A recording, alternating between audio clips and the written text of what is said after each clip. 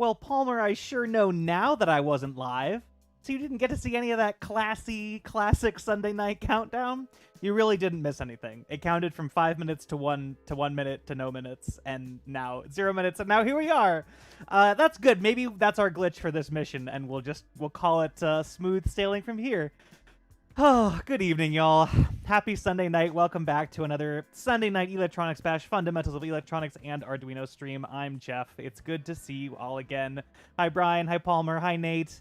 Hope you're all doing okay out there in your various warm locales. No elevator tunes? There are definitely elevator tunes. But this is a good... Ooh, I should start our timer. It keeps us honest for time before we start getting things nerdy tonight. I did a little audio rebalancing with the new mic. If no one can hear elevator tunes, I will pitch them up because I like the elevator tunes. I have them in my monitor, which is the same feed as the stream. So in theory, they're there. But if they are not loud enough to hear comfortably while you get to listen to my I feel like Lance Bass of In Sync with this microphone on. But Palmer says no clipping, but we could use more gain on the mic, Palmer. I can do that. There's plus 3 dB on the mic. This is why having technical theater people come to these Sunday nights is actually really helpful, because they keep me honest. No clipping is definitely a win. Yeah, more mic gain. Yeah, so we're at plus 3 dB of where we were. I can go up even further from there. In theory, I'm peaking at like minus 10 under clipping. So we shall see. You let me know if we want to go. You want to go up another 3? We should just start calling this first 3 minutes to like the mic check portion of the night.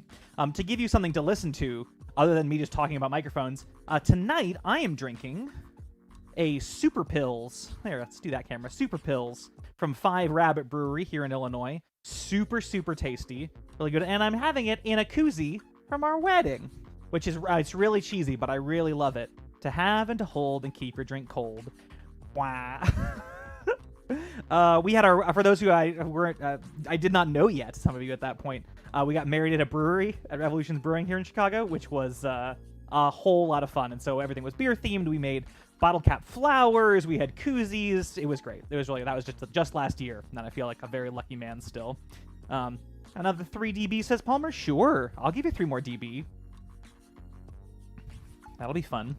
So that's what I'm drinking tonight. What are y'all drinking tonight? As always, this is not drink pressure. You don't have to drink, but if you are having a cold beer on this Sunday night, or a drink, whatever you will, I'd be curious what it was. Brian also had a beer-themed wedding. That's super cool. Brian, did you get married in Chicago? I know you're local to the area now. I don't know if you were then. Nate's doing room temp water, like straight down the middle neutral. That's good. It's a good base to start us off from. Park Ridge. Oh, wonderful. That's super cool. Nate, I hope I can't imagine it's been any cooler out on the West Coast there than it has been in Illinois this week, but I hope it was less humid.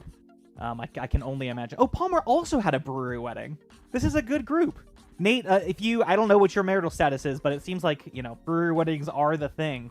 Have another one if you're already, or just think, I don't know. That's none of my business. You do you. What I really need is a cough button from you, because I feel like now with the mic right here, the beer slurping would just become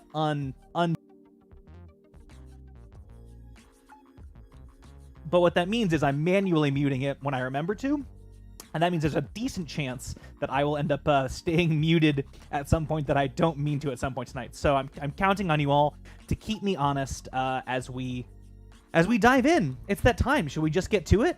I think so. Let me pull the slides up, and we'll just go. I can't believe this is week 14 of this. I guess week 15, because we started... Well, first one was episode 0, and episode 1, because we number from 0. Yeah, pretty wild. Time got really slippery for me this week. I could have sworn last Sunday was about 2 days ago. So thank goodness this is on like a schedule, because that keeps us honest. But yeah, it's real slippery out there. But since it seems to be keeping us in one piece, let's do the thing.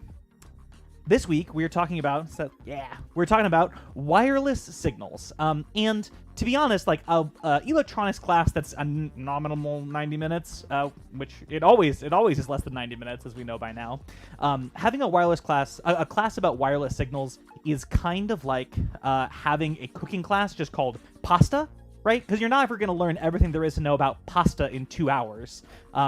we're just going to use this similarly as a place to start. I want to introduce y'all to a one really cheap set of wireless modules that you can use to pass basic signals back and forth between a couple of Arduinos, and the library that we use to drive those remote modules has a bunch of other modules built into it. So if you're like, oh, this cheapy module is doing okay for me, but I wish I had more power, more range, more options, more reliability. Oh, what are the other, dozen options that are in this really useful library? Maybe I'll just go pick one of those because it's going to work in a very similar way. So this is considered as an introduction to wireless signals through this inexpensive route, and a launching pad for more exciting things. Not more exciting, but like more expensive things, frankly. So things we're going to talk about today: radio and ASK and OOK, which we'll talk about in just a second here. The Radiohead library, yes, like the band, is the one we'll be using today. There is a link in the description of this stream to that library, and if you Google that library, if you Google Radiohead Arduino library, you pop up with both the main one, which is hosted on this Airspace website. It's spelled weird, see the link. But a bunch of people have forked it over time. SparkFun has a fork, and sometimes that shows up first in the search listings. You want the Airspace one. It's the most recent and the most maintained. So download it from the link, and you'll be just fine. We're also going to use this as an excuse to dive into a new programming topic, which is pointers. And that's going to be a really fun diversion for us, I think.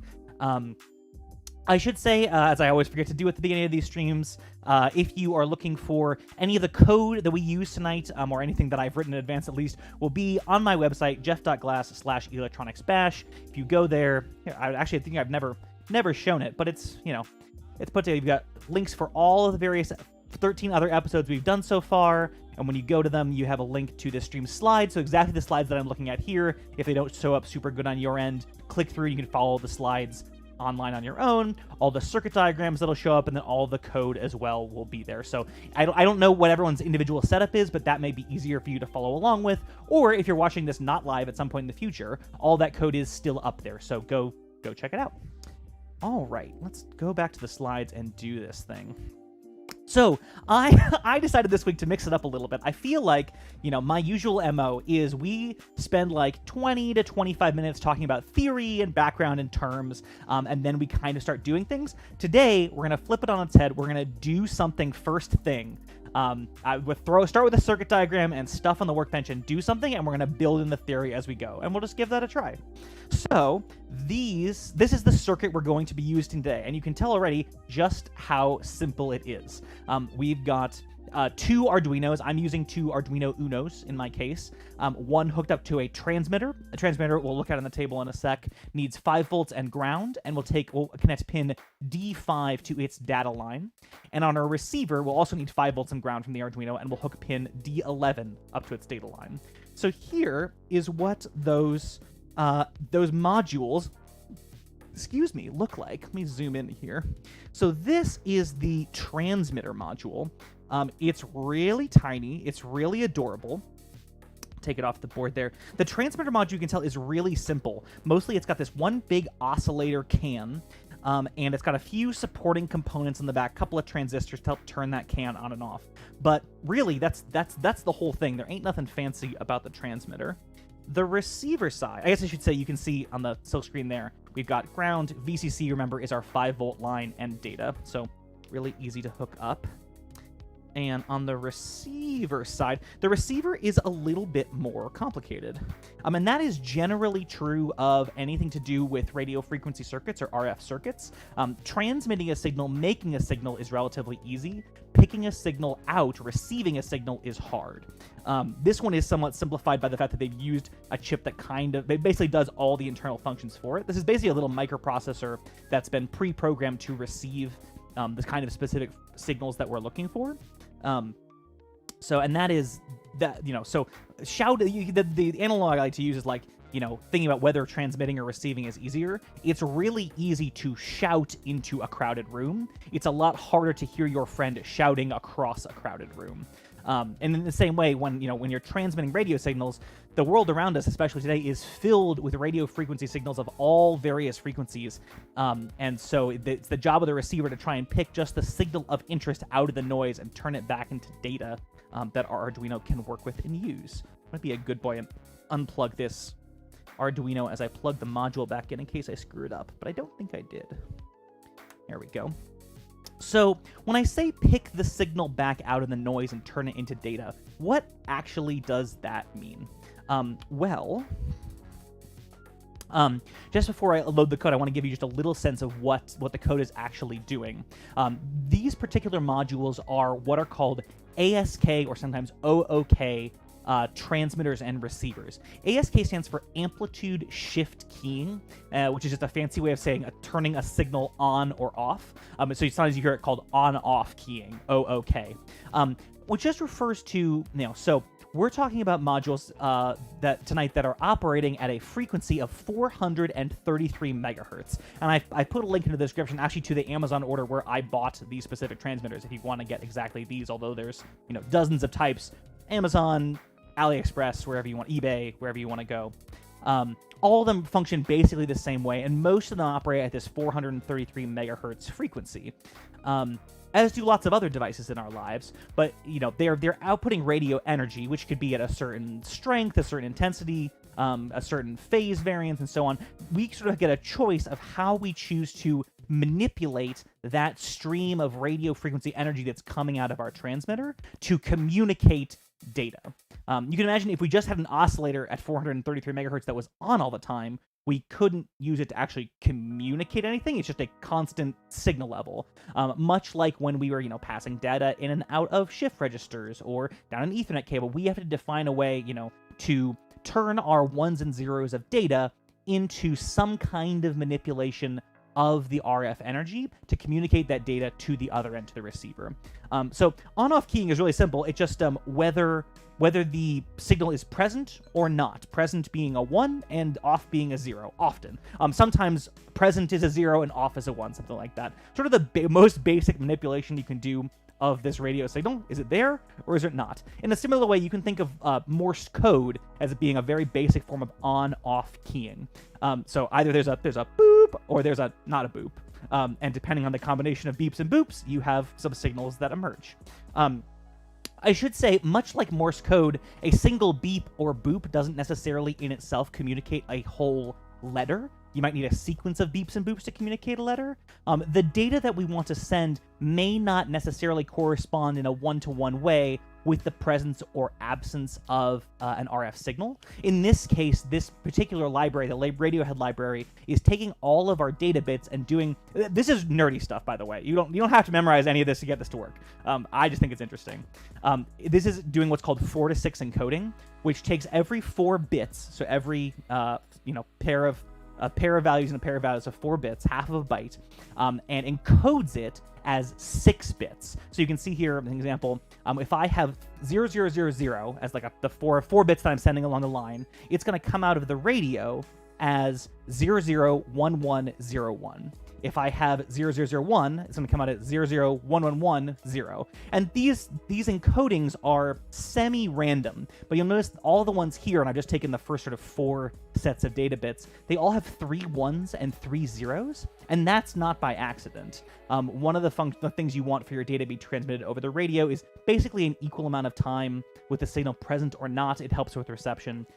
All this is to say, if you were to get out an oscilloscope and start looking at the signals as they come out, you wouldn't necessarily see your data as 1s and 0s. You'd see this kind of encoded version. But the library takes care of this all for you, and I'm a nerd. I just wanted to share this with you.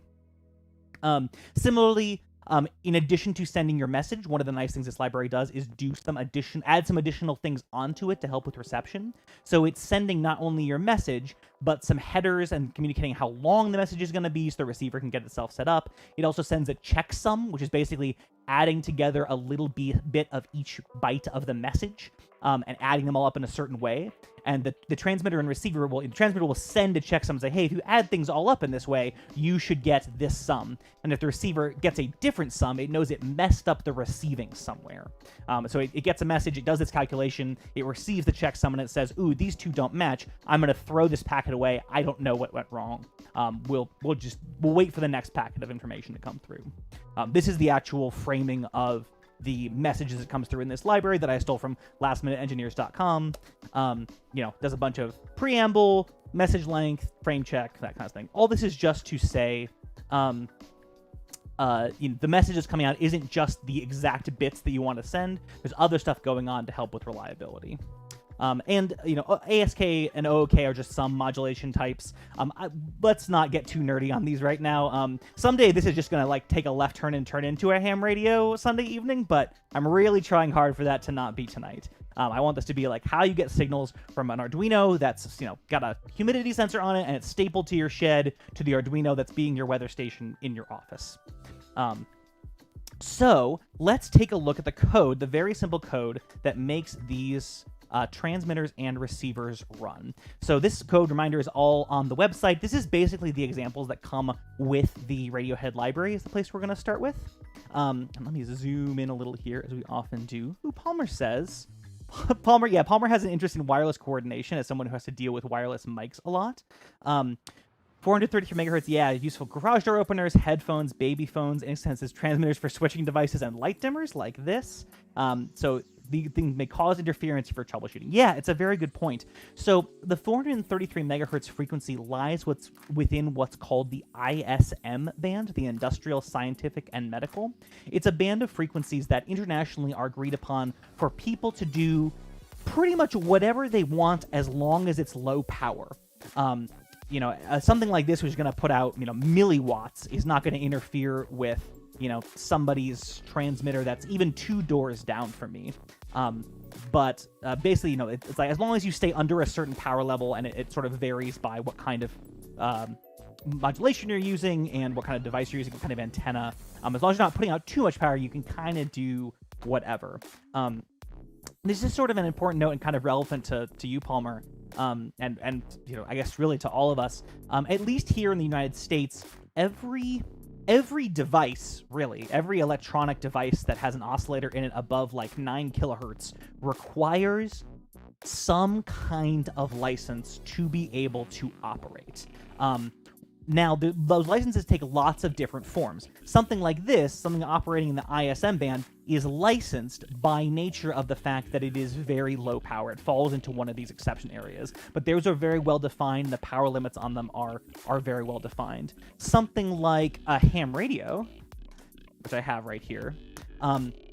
So a ham radio is interesting because it's one of the few categories where the license to transmit a certain amount of power using an amateur radio is connected not actually to the physical device, but to me, the user. By using a device like this, I am actually certifying that I have, verified that it doesn't put out more than 1500 watts, that its, second and third harmonics are more than 43 decibels down from the carry, like all these various things that I'm guaranteeing. In the case of something like your cell phone, your manufacturer will have obtained a license to transmit on certain frequencies, and they are the ones who are certifying that it's behaving to spec. So, and a lot of times you'll see, let's see if I can find one real quick. This battery charger might be. You'll see a lot of times printed on a device that this is like an FCC type such and such exception. This one doesn't look like it has it. Maybe it was on the packaging. That basically says, hey, I have a device. I do a little bit of oscillating. I guarantee that it's at such low power it's not going to cause interference. And if it does, I will consider myself in trouble. But I haven't submitted this anywhere, but I'm promising that to you in writing here. A lot of phone chargers have this Part 15 exception. I wonder if my multimeter does. You're required by law to label your devices that are exceptions to it. I guess I don't have one handy to me, but anyway, that's our second nerd tangent of the evening. Let's go back to the code that makes the wireless receiver and transmitter run. Come to the full screen there. All right, so the Radiohead library, like I say, has a bunch of different transmitters and receivers built into it. In fact, here, let me open up a new sketch, and I'm just going to include the full Radiohead library in my sketch. So remember, to include a library, you go to Sketch, come down to Include Library, and I'm going to scroll down to my added libraries here and hit Radiohead. And when I do, you'll see it includes a whole heck of a lot of stuff. I've got Radiohead, RHCRC, RHDatagram, all kinds of different things. You don't need to include all of this in your sketch. In fact, I encourage you not to because you're just wasting space. These are all various additional things you can do with wireless transmitters. So like the RH mesh file includes some like additional mesh networking possibilities. Reliable datagram is a delivery service that if you have a receiver and transmitter on each end, it will try to resend a message until it gets a confirmation back that it has been received, and so on. But really, the basis of what you need to include is just one of these RH underscore things corresponding to the protocol or the transmitter that you're using. So I've got this ASK module here, which we'll be using tonight. We have ESP32 based things. We have NRF 905s. The RF modules from Hope Electronics. It will also do like serial and TCP style communications, like Ethernet style communications. Whole lot of things in here, but you don't really need any of that for a single transmitter environment. So all I've done here is just to include RH underscore ASK. That's all you need to get started with a single type of transmitter. These next two lines, if def have hardware include SPI, are not necessary on all Arduinos. On the Arduino Uno, they do not matter, but they do matter for some types. It's basically saying if your microprocessor has built-in hardware to handle SPI, which is serial peripheral interface. It's a way of talking with other chips. It says, hey, if this is an option on this board that we're using, let's use this additional library. If it's not an option we have, then I'm not going to do this at all. So include that, delete it. Like I say, I had no issues using the Unos with this, but if you're using, I don't know, I tried with a Pro Mini and had a couple issues, so it might be worth including in your code. It can't hurt. We're going to define our RH underscore ASK object, much like when we were defining like a servo, we'd say servo and then give the servo a name. We're going to define an object of type RH underscore ASK, an ASK object. I'm going to call it driver, and it's going to take a few parameters. It's going to take a bit rate, so this point is 2,000 bits per second, maximum bit rate. Going to take a receive pin, a transmit pin, and a transmit control pin, which we're not going to make use of tonight. That would be if you had a transmit situation where you needed not only to transmit the data out of a specific pin, but you also needed to switch the transmitter on or off with a second control pin or with a transistor or something. Since these little modules don't need that, we're just going to set that to 0. And I think I've got these connected to slightly different pins than I have written here. Yeah, so my RX pin is actually pin 11 for the sake of my examples. So that's just declaring our object, our driver object that we're going to use to, in this case, transmit data. This is the transmitter code. Although, as we'll see in a second, the receiver code is very, very similar, right? So we'll go into our setup function now, right, which runs once at the beginning of our code. And again, we have a couple of options here that are either enabled or disabled based on options that are on the board. This is sort of a matter of style that I've borrowed from the Radiohead library. None of this is strictly speaking necessary. In fact, just for cleanliness, I'm going to blow it all away. Get out of here, end if. Get out of here. Boom. All right, so our setup function actually will now do nothing. Does nothing at all. That was just going to start up a serial terminal for us. And we could use to debug if we wanted to. When we come into more complicated programs, I'll bring that back. But just to keep the first example really clean, we'll blow that away. So setup has to do nothing. And so here's what we will do in our loop. And this is the heart of the Radiohead sending process. Now, there's going to be some things in here that are new to us that we have not seen before that I'm going to get into tonight. Some of them are pointers, which I promise would be the topic of coding for this evening. But just to give you the overview, even if some of these symbols don't make sense, you can tell, like, const char message equals hello. So this message object here is going to be set to hello. Then I'm going to call driver.send and give it two things. I'm going to give it the message modified by, well, whatever's going on here, and then the strlen of message, somehow the length of the message. And like I say, we're going to explain all this. I just want to give you broad strokes. So this is the driver actually sending the message. It takes a message and takes the length of that message. Then I'm just going to say, hey, let's wait until that packet is done sending. And then I chose to delay another second before I send that message again. So really, this is as much as we need to get a signal out of one Arduino. We use this driver.send message. We have this handy, like, hey, I don't want to do anything else until that message is done being sent. And then I'm going to wait around a second. I'll send these messages about once a second, and we'll just see what happens when they come in. Let's take a look at the receive code, and then we'll run them both together and see what they do. You'll see the receive code looks very, very similar to the transmit code, which is really handy. So again, the same includes RH underscore ASK. We have this SPI, if we have SPI, we'll use it just in case. Again, don't worry too much about it.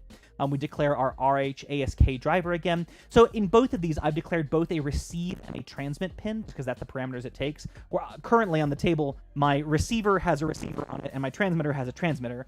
It doesn't matter that they're missing their complementary transmitter and receiver. You can still declare the object, and as long as you're not asking the receiver to transmit, or even if you did ask this receiver to transmit, the transmit pin isn't hooked up to anything. So it's not a problem, just nothing would happen, if that makes sense. So again, we've got our, if we have serial mode in here, and this time I'm going to leave the serial portion undeleted, let's say, just because we're going to use the serial port to see the output from our receiver. So what I'm going to do is do a serial.begin at 9600 baud, wait a second, and then print beginning now, just so I can tell when I should be starting to see wireless signals. So if I don't see anything, I know something's gone wrong. That's basically the setup function. In our loop function, we have a couple more things that are not quite new to us. We have this uint8_t data type that we haven't seen, but we'll get into.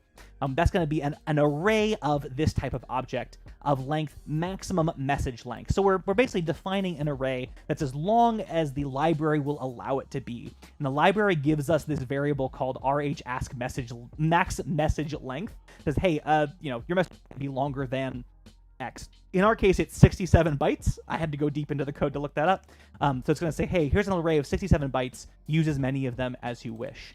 And this buffer length is going to be the size of that array. How long is that array in bytes? All right, so we're holding our message will be somewhere. We'll have a buffer to hold our incoming message, and we'll know how long it is.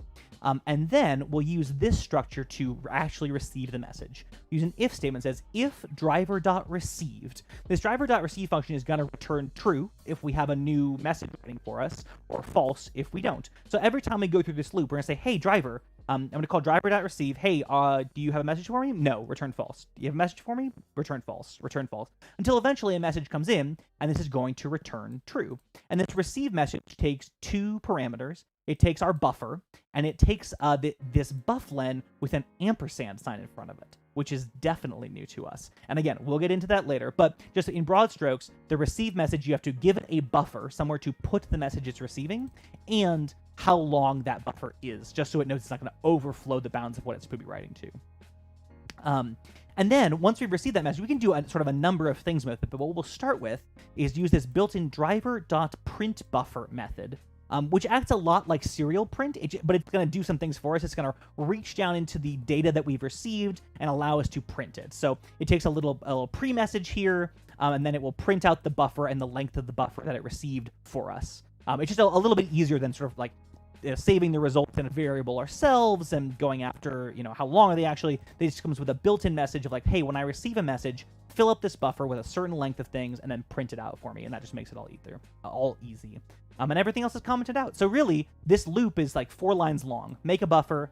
How long is it? If we've got a new message waiting for us, then dump it out to the serial port. Make sense? So let me make sure that I've uploaded these to the right boards. So you can see on the table, as I was messing around earlier, I had to label which of my Arduinos was which and which one was showing up as which COM port. There is a really decent chance that at some point tonight I upload the code to the wrong Arduino, and then it won't work very well. But I encourage y'all to catch these things as I go along. So COM3 is our receive code, so I will select COM3 and upload that. And we'll see that uploading as we take a sip. There we go. And I have your compilation may not look quite like mine. I have verbose compilation on just because I like to see those little progress bars. You can enable that in preferences if you want to. So now I will switch over to the transmit code. I'll switch to COM11 in my menu, and I will upload that. We'll see on the table here. We'll see that upload in a moment. Brian, I don't think anyone's ever called them elevator tunes before, but I think that's a really good description of what this music is. All right, so now I have my transmit code on my transmitter and my receive code on my receiver. And if I'm lucky, when I open the serial monitor... Oh, I should switch back to my receiver, of course. I switch back to COM3 and open the serial monitor. Hopefully this will work. Beginning now. but I'm not seeing anything, which is a bad sign. This is, oh, well, there's your problem. That would do it. No power. All right, well, let's wire that back in. Whew, I'm glad that was an easy issue. I was really worried there for a second. Okay, so that is plugged in. Plug the Arduino back in, and hopefully we will have transmission. Let's see here. Let me restart that and restart that. This will be an inauspicious start if it doesn't work on our very first demo of the night, even though that's the uncomplicated one. Let's double check my connections on the receive side. Make sure we're receiving and transmitting on the correct pins. It's also possible, so I don't know if you can see it on the stream there. So when I come down to my COM, I actually have 2 copies of COM3 that I don't know why that is. So I'm going to reboot the Arduino IDE and see if that changes anything. Travis says, "Hi, Travis. How are you? Lee and I were late to class, and you were deep into slides. Didn't seem appropriate. Well, what are you drinking?" Thank you. No, the time when I'm troubleshooting is the time when I'm drinking, and it's a perfect time to ask. I'm drinking the Super Pills from 5 Rabbit tonight. It's very tasty. Palmer says, "I don't think my brain would have unplugged the Arduino before I plugged the power cable in. What are the risks?" So when, knowing that like power was disconnected at that point is not a terrible amount of risk. But let's just double check that these COM ports are still what I think they are. Yeah, okay. ASK receiver, upload. So I just try and make it a habit if I'm changing wiring on the Arduino to unplug it from power first if I'm being just so like plugging into the wrong port on the Arduino or the pin header that you don't want me to is usually not a huge risk. But there could be something where I've got a 5-volt wire that I'm trying to plug into my board and it slips and it comes over and it puts 5 volts through something else on the Arduino board that I don't want it to and damages something. That's more likely than I plugged ground into, digital pin 3 and that causes some kind of problem. I guess it could, but it's unlikely to. I just try and make it a practice. All right, so I've re-uploaded the receiver code. Let me re-upload the... Well, there we go. I'm uploading the receiver code to the transmitter, so that's a good sign. But I'll just upload the transmitter code to the transmitter. That will certainly work better. Let me see. Is something plugged in backward? That's ground. That's signal. This is such a bummer because I spent so long today just troubleshooting this and making sure everything worked. And it usually just worked, and so I'm actually not 100% sure what's going on. So a little pro tip: in theory, this should be spitting out a serial message every time it sees something transmitted. If it was the little message, I'm not. So even without opening up the serial monitor on the computer, I can tell this isn't receiving anything. It's a little shortcut step. Well, that's interesting. Learn more with trouble. Yeah, it's true, Paul. We're going to learn more with troubleshooting. Let's do this. Here's where my brain goes first. So, this is... I someday would love to do a whole class on the theory of troubleshooting. I have, a whole lecture on troubleshooting theory. But the thesis of it is... when something works, when something that is a linear chain of events works, you know all the parts of that chain work, probably. If something doesn't work, you know nothing. And so part of the goal of troubleshooting is to establish linear chains of things that all have to work together. So you start slicing and dicing your project up into, sub-processes that work. So what I'm doing here is I'm going to just wire a little LED port here, just to see if I'm getting any data on the transmit line, because if that worked, I would know that at least signal was getting from the Arduino to the transmitter. Right now, I sort of have no eye on this system. I could boot up my oscilloscope, but I know most of y'all probably don't have an oscilloscope sitting next to you. Maybe you do. Who out there has an oscilloscope? I'd be curious. So I'm trying to avoid that. I'm trying to use the tools that we all have to make this work. It's possible that I've, damaged this device, and I do have a spare, which would be good. But what's interesting is that LED is not turning on, and I just put that between my data line and ground with a smallish resistor, which tells me that this is probably not transmitting. Now, why would that be? So what I'm gonna do... Oscilloscope? Thanks, Palmer. I'm going to re-enable the serial on the transmit side. Yeah, we'll call this a little troubleshooting session. If some of you, I know I've talked to a few of you who've been like, when things work, they work, but when they don't, it's a little hard to figure out why. Maybe this is a little brief lesson in troubleshooting. So first thing I'm going to do is I'm going to re-enable serial on my transmitter. And we'll just re-upload that code, although it's not sending anything yet. So first thing I'm going to do is I'm just going to, at the beginning of my loop, just print serial.print I'm looping. And I'm just curious to see. So in theory, this should, print I'm looping and wait a second in between. I'm just curious, are we getting to the loop function at all? And when we're thinking about troubleshooting, this is sort of how far back I want to go. So when I say a linear chain of events proves that that everything in that chain of events is working. So in my mind, just to vocalize what that chain is for all of this, interesting. I now have flashing on my data line when I just uploaded that code. That's weird, huh? That's super weird.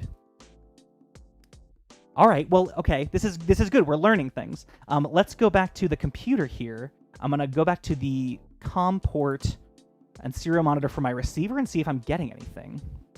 There we go. So now I have. So somehow, all right, well, we learned something live here. I don't know, but for some reason that serial code that enables or disables serial is actually really important. So leave it in the code. It's in the example codes on jeff.glass.electronics bash. Don't do what I did, because it causes things to break. I should have thought of that because these examples were working beforehand, and right before I started, I was like, I'll just take that away and make the code simpler to start with, and I didn't retest. So let that be a lesson. When you change things and then things break, that's often the thing that you've changed is often the thing that has broken the thing. Well, I'll be a brief tangent into troubleshooting, probably not the last for tonight. Thank you for hanging with me as we just break things and fix things. So let's come back over to our serial monitor here as we're sort of back on track, but vaguely toward the track. So this is the message that we're getting once a second. And you can see that while the message that we were sending was, what was the verbatim? It was hello, I think. It was hello. It was HELLO. What I'm getting out is 68, 65, 6C, 6C, 6F. What I'm getting out of this is not the actual letters in HELLO. I'm getting their ASCII codes. And we've talked about ASCII a little bit before on the stream, but just to revisit, because I didn't pull my slide out for it, ASCII is sort of one standardized way of, let's see, open image. Oh, that looks awful. Let's zoom in on it here on this website that I just found thanks to Google. The ASCII is a more or less now standardized way of choosing some numbers to represent some symbols in English and Latinate languages. This was sort of settled in the mid-60s, 70s, mostly for teletype reasons. Basically had to pick, what combinations of ones and zeros is going to represent capital A and lowercase e and the pound sign, which they thought was really important back then because ticker tape was mostly used for financial communication. We have some common punctuation and all those sorts of things, but what we're seeing out the other end of this transmitter is not literally HELLO. We're seeing the ASCII symbols that correspond to it. And we're seeing them in hexadecimal. So we would be seeing 104, 101, 108 here is L, 108 again, and then O is 111. But instead of seeing them in binary numbers, we're seeing them in hexadecimal format. And this is another thing that we've talked about before, but just to review. So decimal numbers, right? Each digit in a decimal number, each place you increases your value by a multiple of 10. So you have your ones place, your tens place, your hundreds place, and so on. Binary, that we've used quite a bit now, is a base 2 system. So every place you increase is a multiple of 2. You have a ones place, a twos place, a fours place, an eights place, and so on. Hexadecimal is exactly the same idea. It's just that everything's in multiples of 16. So you have a ones place, a 16s place, a 256s place, place, and so on from there.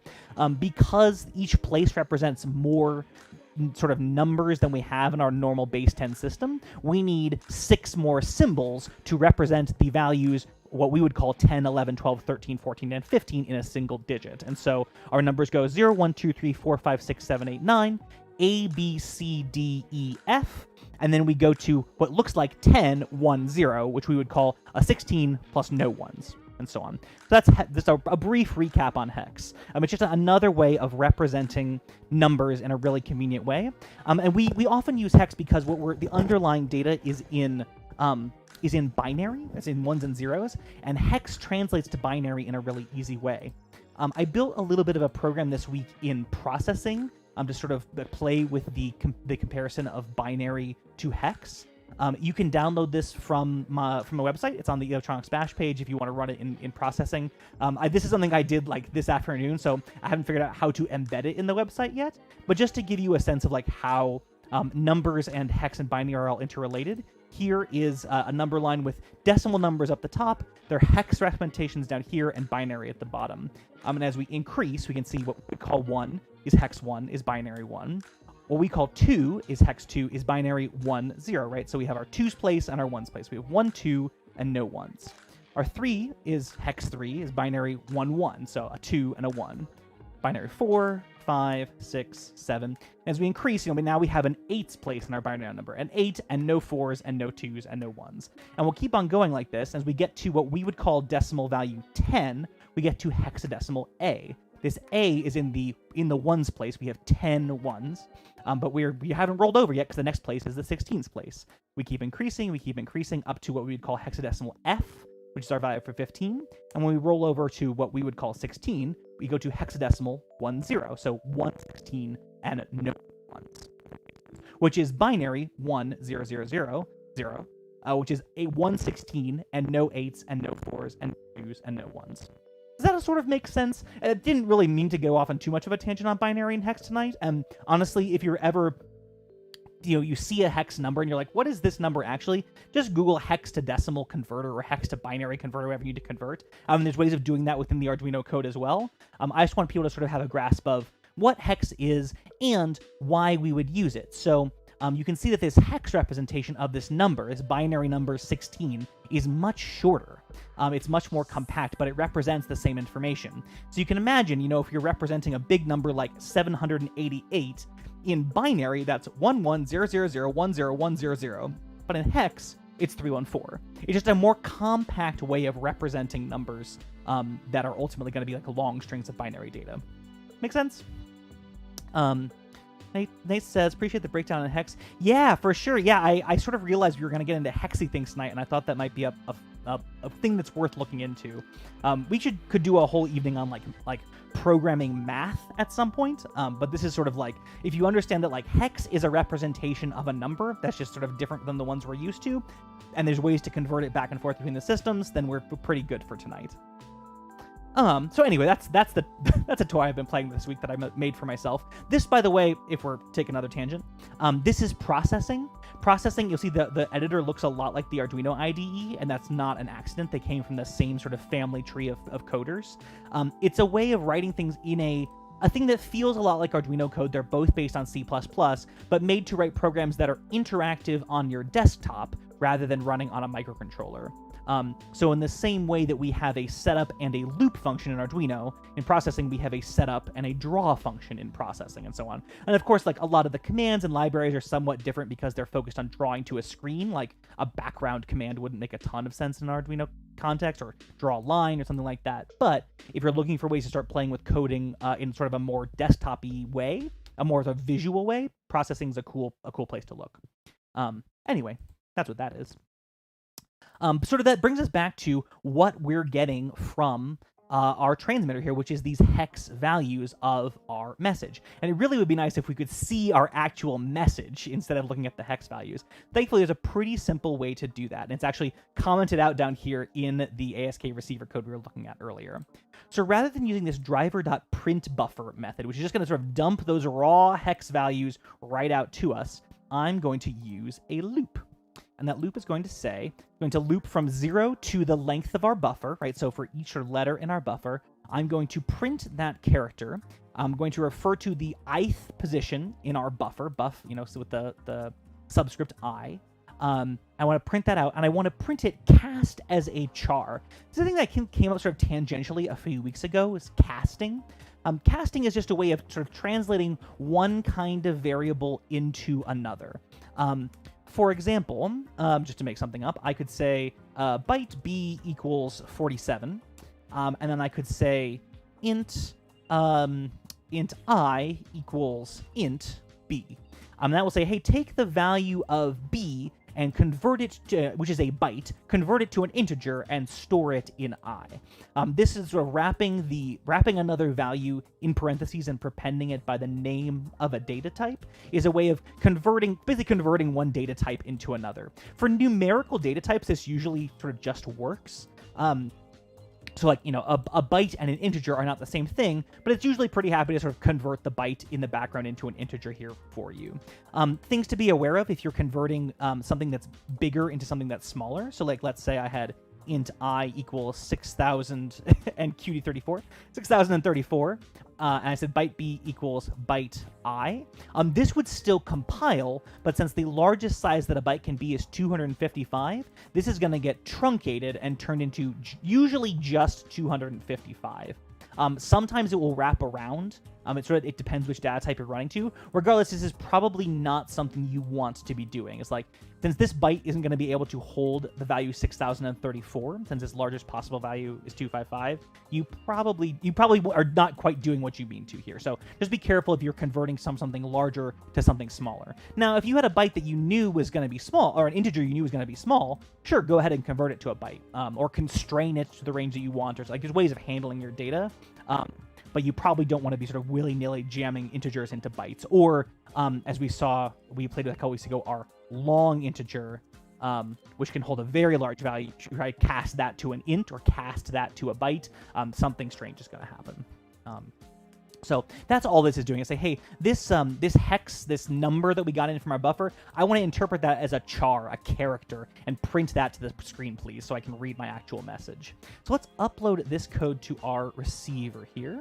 We'll see it upload in a second. Uploading, buffering. And hopefully when I open, there we go. So now instead of our hex values, I'm getting hello, which is the message that I sent, which is just peachy. So now already we're less than a Jeff Glass 47 minutes in, and we have two things communicating. That's pretty good progress for us. That is the gist of sending data back and forth between the two things. And like I said, I know there were some wishy-washy details on the transmit and the receive side that we will get into. Palmer asks, have I tested the range of this transmitter and receiver? I have. So the modules as they ship, sort of in this state, have a range of 5 or 6 feet. And that's like the very unscientific test it is. I left, the transmitter powered on my table. I took my receiver and my laptop and I walked down the hallway until I couldn't get anything anymore. And by the time I got a little past the door, I couldn't see anything anymore. They also, though, ship with little solderable antennas, which are super adorable. And with the antennas attached, range indoors was at least 50 feet. So I left this transmitter on my desk. I walked down to the other end of my apartment, which is sort of through a door and down about 45 feet of hall. And I still was getting pretty good reception. Not perfect, but pretty good.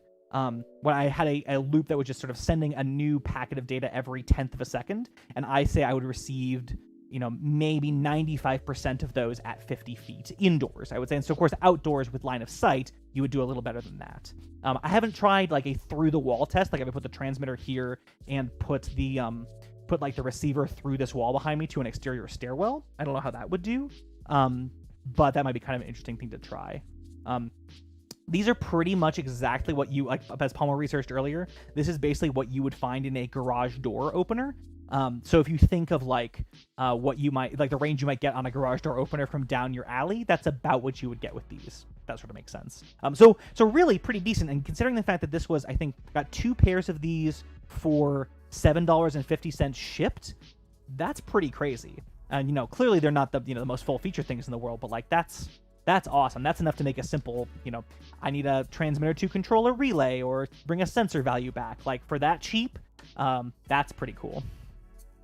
Now I want to solder an antenna to my garage door opener, says Nate. Yeah, you totally could. So a lot of them will actually, when you open them up, will have a little like coiled bit of wire like this somewhere in them, or it's often a flexible wire and just kind of jammed in there.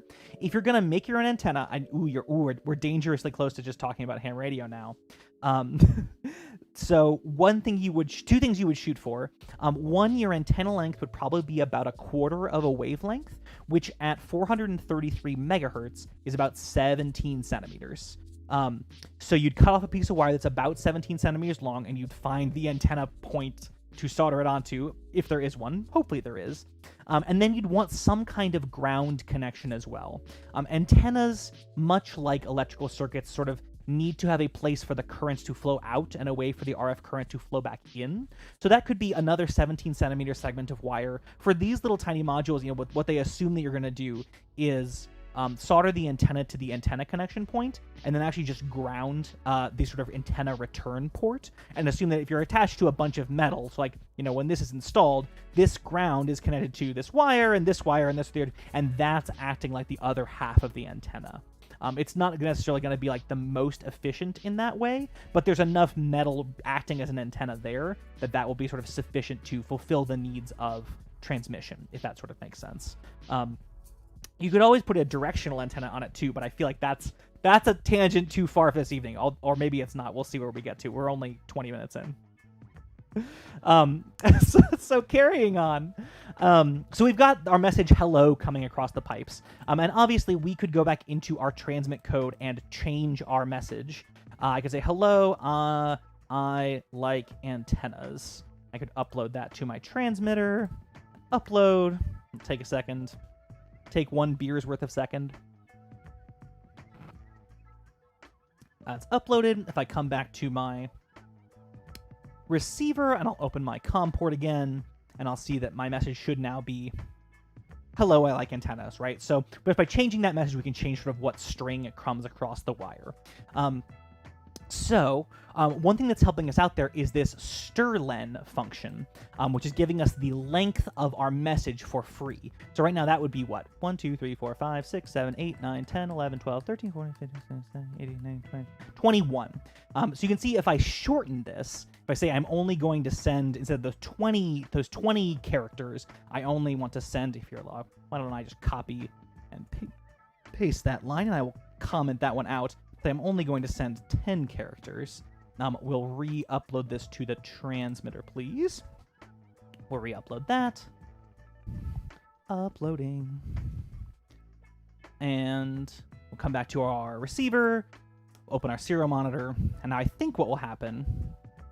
Yeah, so we're only getting the first 10 character first ring. Hello, and that's all that we get. So having that strlen function in there, which I want to show you in just a second here, is giving us the length of this message for free. So we don't have to sort of keep track of like, what is our message, and then also come down and modify our message down here. We can just sort of use this strlen, this string length function, to find out how long this message is. Now, how this function strlen works is actually kind of important. Now, I want to share with you how that does. A little bit out of order here, so I'm going to jump way ahead in the slides. But it's good. I think it's a good place to talk about it. So strlen gives you, go away, little subbar, there we go, gives you the length of a string-like object in the code. So what it's doing is counting from the start of your pointer or array to the first null position in memory. This is actually, I'm remembering why I sort of put this out of place, but this is a good place to start. We haven't really talked about too much what's going on inside of the Arduino when you declare variables and function and write all this code, and part of the joy of Arduino is you don't really have to know. These things just sort of work. But for what we're going to be talking about today, we're going to pull back the curtain just a little bit, because it's going to give us a little bit deeper understanding of what's going on inside an Arduino. Our Arduinos, our Arduino Unos, have 2 kilobytes of what's called SRAM. That's the active memory inside an Arduino that holds basically all of our variables. The place where the variables are stored and the code is stored are two separate places. We have a lot of room for code. We have a smaller amount of room for variables. And so often what we're running out of first, what we're needing to manage, is that SRAM, that memory where the variables are stored. Each place in SRAM has an address. You can think of them as being numbered in order from 1 to 2048, and 2 kilobytes worth of things. And each one holds a value, which is just 1 byte of information. So what's happening when you say something like, this const char asterisk message, and I swear I will explain that syntax to you, that's the next topic. When I say this, all this variable called message equals hello, the Arduino is going to, the compiler really on your computer, is going to pick an address in memory for that message to start and start filling it with values. Let's say that this message, for whatever reason, is going to end up starting at address 321. It's going to first have the value of, well, in this case, I think a capital H. That's the value of capital H. That's a lowercase h. I apologize. It's first going to get the value of H. Then next location in memory, address 322, going to get the value of E. The next is going to take the value of L, the value of L. The next is going to take the address, the value of a lowercase o. And then, this is what it means to be a string-like object. The next value is going to be 0, 0, a null value. And this is a convention that C and C++ and other C-like languages use for storing strings. It basically says, hey, this is going to be a thing of a certain amount of length, but after the last character, I'm always going to put a 0, 0. I'm going to put a null value. And so, our strlen value, or our strlen function, which is where this is all started, says, hey, look at this message, which really is just, a place to start counting. It's going to count all of the things before the null value. So let's go 1, 2, 3, 4, 5. Ah, great, my message is of length 5. When I adjusted our message earlier to hello, I like antennas, in memory, you would get HELLO and so on over to NAS and then a null character. So this program is counting through all of the individual characters, and then it sees a null in memory and says, okay, we'll stop here. I have my full count. I mostly mention this because I see people using strlen on things that are not string-like things, are not characters, and they get confused why they get weird results. It's because unless you're putting that null value into memory manually, using string length on things that are not a string is a bad idea. Anyway, that's a little peek behind the curtain as what's going on with that string length function and how it's getting us the length of our string here. So now that we explained that, let's talk about. I feel like I have to come clean. I feel like I've tricked you. I haven't. I swear. We're talking about wireless things. We're talking about transmission, and it's all going to be very useful. But we're also going to talk a lot about code tonight. But we're not looking at a lot of actual physical. Just Jeff blabbers on about a big block of code he wrote earlier tonight. We got some important programming topics to talk about, and tonight it is pointers. So I feel like this could have been called the pointers episode with wireless on the side, but really we are going to come all the way back to this because once we understand what a pointer is, we can make full use of this library. We just kind of have to take a little bit of a path through the woods to get there. So bear with me. Pointers are super powerful and a little bit confusing. So if this doesn't all click into place right now, that's totally normal. They're you can totally understand them. They're not that complicated. But if it doesn't snap with you right now, download some of this code, play with it, try it. I think I put some links in the description. If not, I'll do it after the stream, or Google C++ pointers and learn about them. It's a little bit wonky, but it's really valuable. So let's talk about pointers and how they're going to let us do more powerful things with this. Come back to the original order of my slides, really, is what we're going to do. Come to the full computer here. So let's see, where did we leave off? Oh, yeah, so we talked about other modulation types, and then we said, yeah, so the fundamental functions, right, of our Radiohead library that we've used so far are the send function and the receive function. And like lots of functions we've been using since March 17th, or whenever we did the first one of these, which is wild. They will take some values in to do things with. But instead of seeing things like, int and bool and types of variables we're used to, we'll see things like const u int underscore. This is a typo. This is not what these things are. This is u int 8 underscore t is the type of all of these data types. Correct that in there for posterity's sake. There we go. uint8_t, which is a real mouthful, and I'm going to mess up at some point tonight. I've already typoed it a few times. It's totally fine. That's going to be the true for both the data and the buffer and the length. So what the heck is a uint8_t? Well, it's really very simple. A uint8_t is a byte. We've worked with bytes. A byte is just 8 bits in a row. The Arduino environment basically put a short name in for uint8_t. It's just like, hey, people are going to be, have a lot to learn when they start this. Let's just call that what it is, which is a byte. The name kind of tells you in more detail where that name comes from. It is an unsigned 8-bit integer, a unsigned integer of 8 bits, literally. Unsigned in this case means that it starts at 0 and goes up. That's as opposed to an int8t, which you can see down here as a signed 8-bit integer, which represents values from -128 to 127. So the same amount of data, but sort of shifted down by half. There's also integers of other lengths. You can have a uint816, which goes from I guess this would be the signed version is what they abbreviated over here, the -32,768 to +32,767. The unsigned version goes from 0 to 65,535, and so on. So various other types. When you see uint8, just think byte. A char, a character, as we were sort of just looking at that ASCII table, is also a collection of 8 bits. It's very similar to a byte. So why do we have this unsigned 8-bit integer and this char? It's kind of for the reasons that we saw earlier in our serial monitor.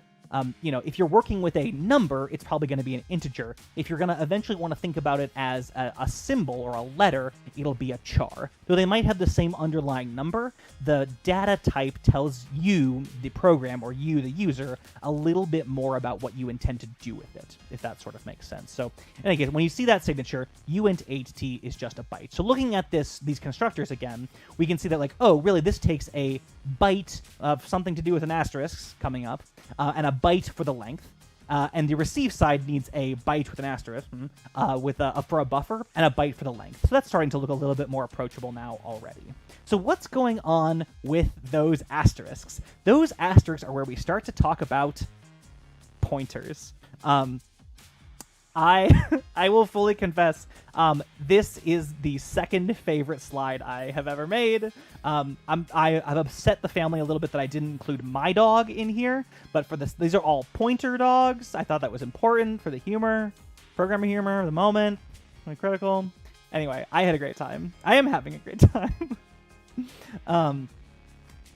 So let's talk about what a pointer is. And to do so, I need to tell you a little bit more about what a variable is in Arduino world. We've kind of just tossed around, oh, you have a variable that's an integer, you have a variable that's a char. What is a variable? I told you we'd sort of peeking under the curtain of what's happening inside our controllers. A variable is just a name that we, the programmers, use for a location inside of the Arduino's memory, which we talked about a moment ago, right? Where the memory, the SRAM, or in Arduino, is basically a list from 1 to 2048 of various possible values that'll change over the execution of the program. So it might look something like this. Address 1 has a value of 62, address 2 has a value of 184, and so on and so forth, up to 2048. That's all well and good, and the code has a way of keeping track of what is where. But we humans, it would be a real pain in the butt. Instead of being able to work with like integers called I and string length and name input, had to refer to everything by a single address. So, okay, so address 1 is this variable and address 2 is that variable. Be a huge mess. So instead, we get to name things. So, and to be clear, these names don't show up anywhere in the finished code. In the sense that what exists actually within the Arduino. If you were to somehow extract what is inside the Arduino itself back onto a computer, in this example, the words my byte would never appear anywhere. They are purely a label we use in our computers in the programming environment to give ourselves labels to hang on addresses that the Arduino is going to use later. Does that sort of make sense? So, for example, here's a little bit of sample code, right? Somewhere in my code, I do byte, my byte equals 7. The compiler, which is the program on the computer that sort of turns our written semi-English into something that the microprocessor can actually run, is going to pick an address, In this case, let's say it's 185. It could be anything. And it's going to say, okay, well, whenever Jeff types my byte, I'm going to know he's going to be address 187. Whenever that symbol my byte shows up later in the code, that'll be address 187 in memory. And since he said my byte equals 7, so address 185 will be 7. These addresses will not necessarily be the same every time you compile your code. And most of the time, we don't care what they are, right? Like, we've been happily using variables for 13 weeks now without knowing any of this. So like, most of the time, we don't care what the address actually is in memory. That's the whole point of variable names, right? It sort of takes that, sort of abstracts that away from us and says, okay, you keep track of where my byte is. I don't really need to know, and that's fine. There's also no reason that like things defined sequentially are not necessarily going to be next to each other in memory. So here's an example, like my byte might have been at address 185. A moment later, my other byte might be at address 1742, right? So again, we don't really care where they are. This is only to say like you don't necessarily get to assume that just because you've defined two things right next to each other, they might end up, scattered about memory. But again, the compiler takes care of all of that for us. Real quick before I carry on, Just to ask, because we're kind of getting into the weeds, does this diagram sort of make sense to people? Have we sort of is the relationship between address and memory and value and a variable name, has that sort of tracked? I want to check in for a hot second and honestly take a sip of beer because I'm getting parched. Because if that's not landing or if there's questions, now is a good time for me to pick them up before we sort of dive into later things. Brian's on board. Thank you, Brian. Here, give me I'll mute myself this time so I don't have to take the world's quietest sip of...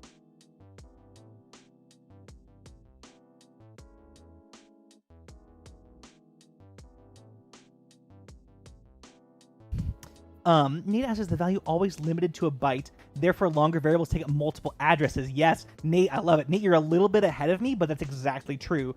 Bigger variable types will take up more than one slot in memory. Let me actually just take a peek and see if that's my next slide. It's not. I was gonna be so juicy. Yes. The short answer is yes, and thankfully, like as we have sort of seen, the compiler and the code sort of takes care of that for you too, right? When we're using an integer, which in our situation takes up 2 bytes, have never had to worry about like referencing both bytes of the thing. It was just a number. We just get to use it as a number. It sort of abstracts that away from us too, which is really cool. But yes, that is true. Different variable types will take up multiple bytes. That'll become important in just a second here. So we've said that these, our variable names are basically, shorthand for us to use for referencing an address in memory. Let me introduce to you a couple of things that we can do to sort of pick away at this, including a new operator that we haven't seen before. The operators we've seen, operator just means like something you do, a symbol that means something that you do. So like plus or minus or divide. You could in some ways think of like the functions we've been using as operators.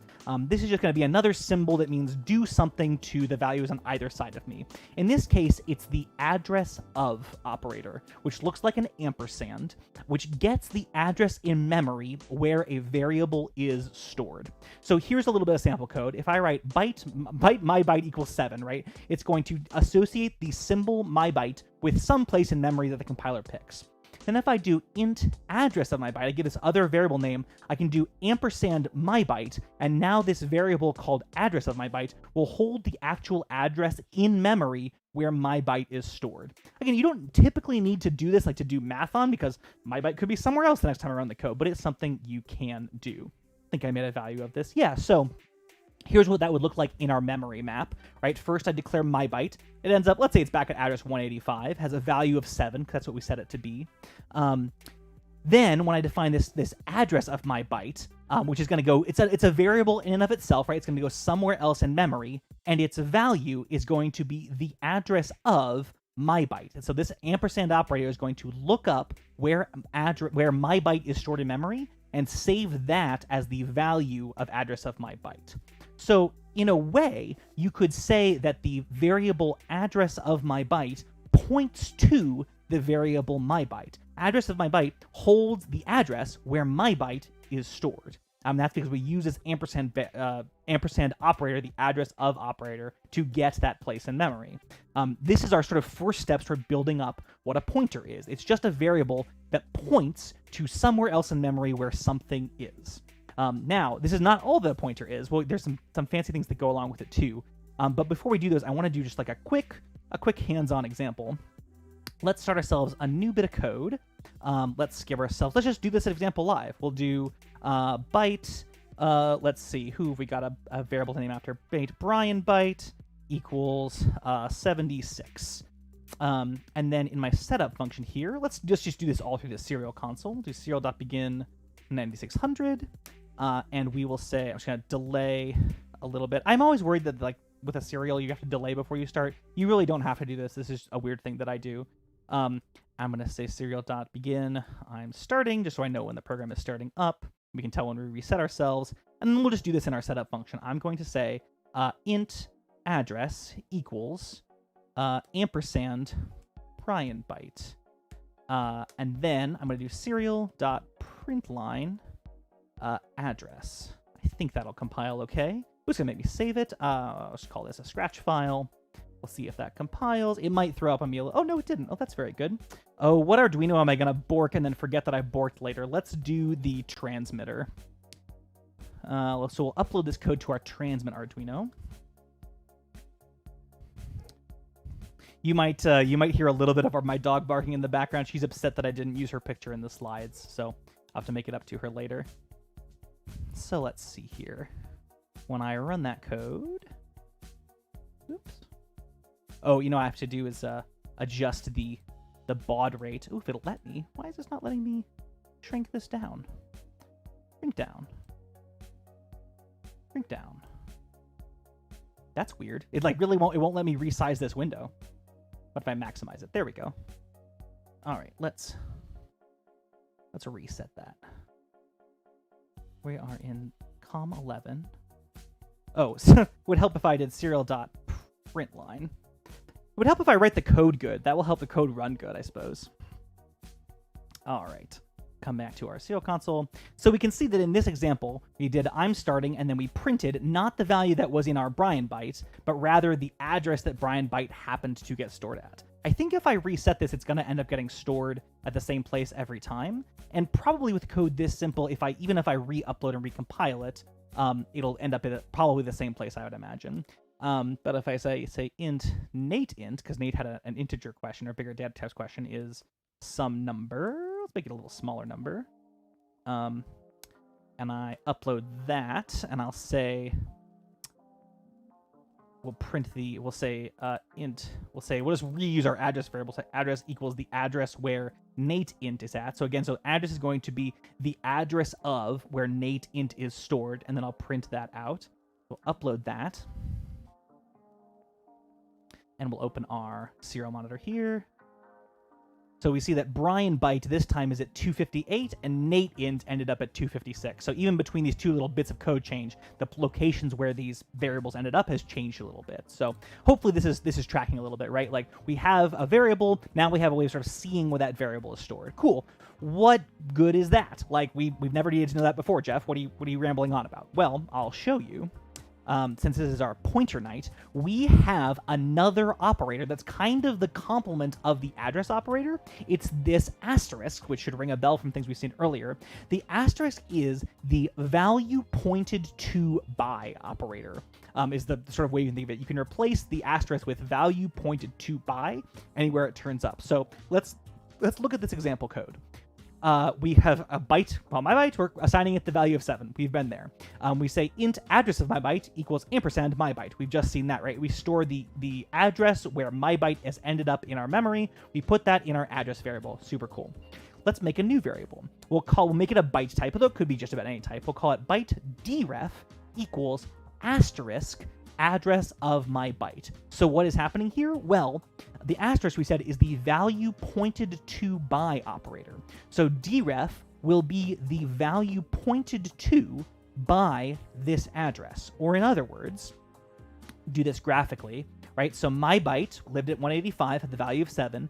Address of my byte is somewhere else in memory and points to address 185. So dref, which again is another variable, it lives somewhere else in memory, we usually don't care where, is going to be the value pointed to by address 185, which is 7. Does that track? That's the key step in all of this. We have a way of getting the address of a variable, and we have a way of sort of finding out what value is at a given address. Trackable? Yeah, cool. For the sake of some of the future examples, just while we're digesting that, I want to introduce this other way of notating the same information. So this chart is, I think, really good, but it, honestly, it just takes up so much screen room that it's hard to sometimes fit all the information on one screen. So, and because we don't really necessarily care about like addresses being in order, we're so rarely going to be stepping through a list of addresses by address.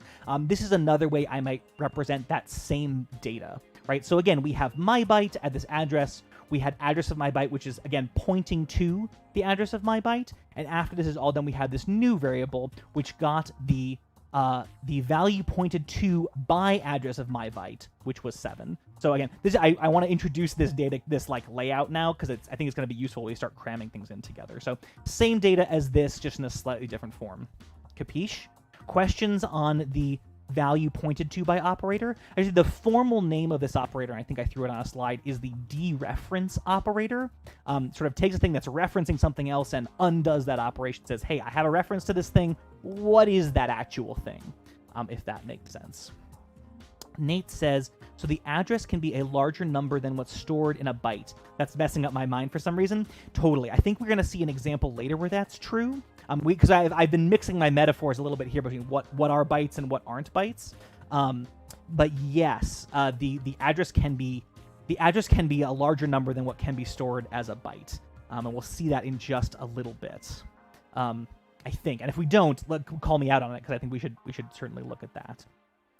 So this value pointed to by operation is super, super powerful. And here's a few other little facts before we sort of tie it all together.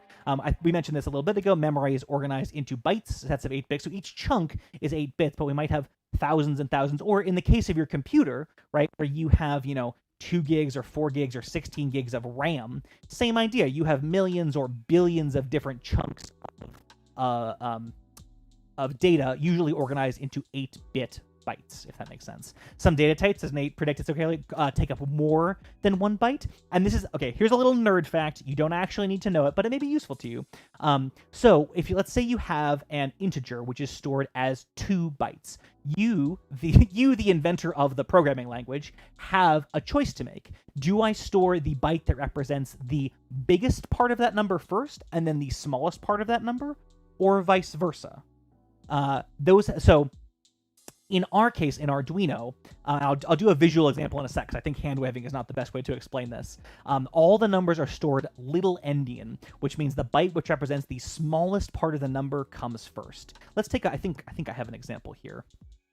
I don't know what that slide is. Here's the example. So let's say I've defined 3 variables in my code. I have a byte, an int, and a long integer. Longs we talked about can have a value up to like 4 point something billion.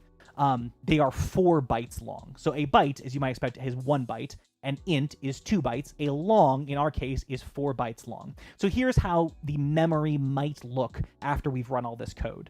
Again, just making up what the address values might be. We would see a byte is just a byte. In hex, 7 is 7. The byte value is 7. Our integer, let's say, is 4,231. In hex, that's 1087. I don't think I called that out explicitly earlier, but when we have a number in hexadecimal, it's convention to put 0x before it. That tells us we're in hex. That's how I remember it. It's like OX kind of looks like hex. It's a hexadecimal number. So in hex, our number is 1087. In memory, we put the smallest, so each byte is 2 hexadecimal digits. And that's part of the reason for rewriting our numbers in hex, is that they translate really easily into bytes. A byte is 2 hexadecimal digits, so we can see this int has 2 bytes, 2 digits, and 2 digits. The smallest part is this 87 here, and that actually goes first in memory. See, this number 1087 has become byte 87 and a byte for 10. Again, as sort of we talked about earlier, like when you're just working with like ints and longs in your code, you don't need to know any of this, and that's the beauty of abstraction definition in a programming language, but just for when we're starting to get like a little bit deep in the paint, it's just good for you to know. So when you're storing an int, the smallest number comes first and then the larger part. With a long, the situation is much the same. You just work from small to big. So our imaginary long here, which is 485,634,124, which is just literally me just mashing on the number pad. In hex, that is 1C F2 304C. In our code, you can see that the small, or in our memory, I should say, the smallest byte, 4C, ends up first, then 30, then F2, then 1C. This is what's called little endian format. The littlest numbers come first. There are also lots of systems that are big endian, in which the big numbers come first. So you'd have like 1C, F2, 30, 4C in that order. There's not really, as far as I know, an advantage or disadvantage to them as long as you're consistent. You can imagine, you know, when I read back this number, the code is going to read back 1C, F2, 30, 4C, just like I mean it to. If it read it instead 4C, 30, F2, 1C, that's an entirely different number. So as long as your system is consistent, and most of the time ours are, things will be fine. Cool. So that's a little bit of like our 17th tangent of all time. But that's how things are stored in memory if they are multiple bytes long. And like I say, most of the time the code just takes care of this for you. But Nate, this goes back to your question of variables taking up multiple bytes of memory. I should say, if you were to use the address of operator on, say, an integer like myInt, you would get back, in this case, 186. If you got the address of ampersand mylong, you would get 188. You don't get back 188, 189, 190, 190. You just get back the address where it starts, essentially, if that makes sense. We also have a function that can tell us how many bytes long something is. It's the size of operator, the size of function. And when we run it, it will tell us how long our variable is. So if we had an integer called x, we ran size of x, it would return 2. In fact, let's do that. We have the ability. We can run code. We're very clever.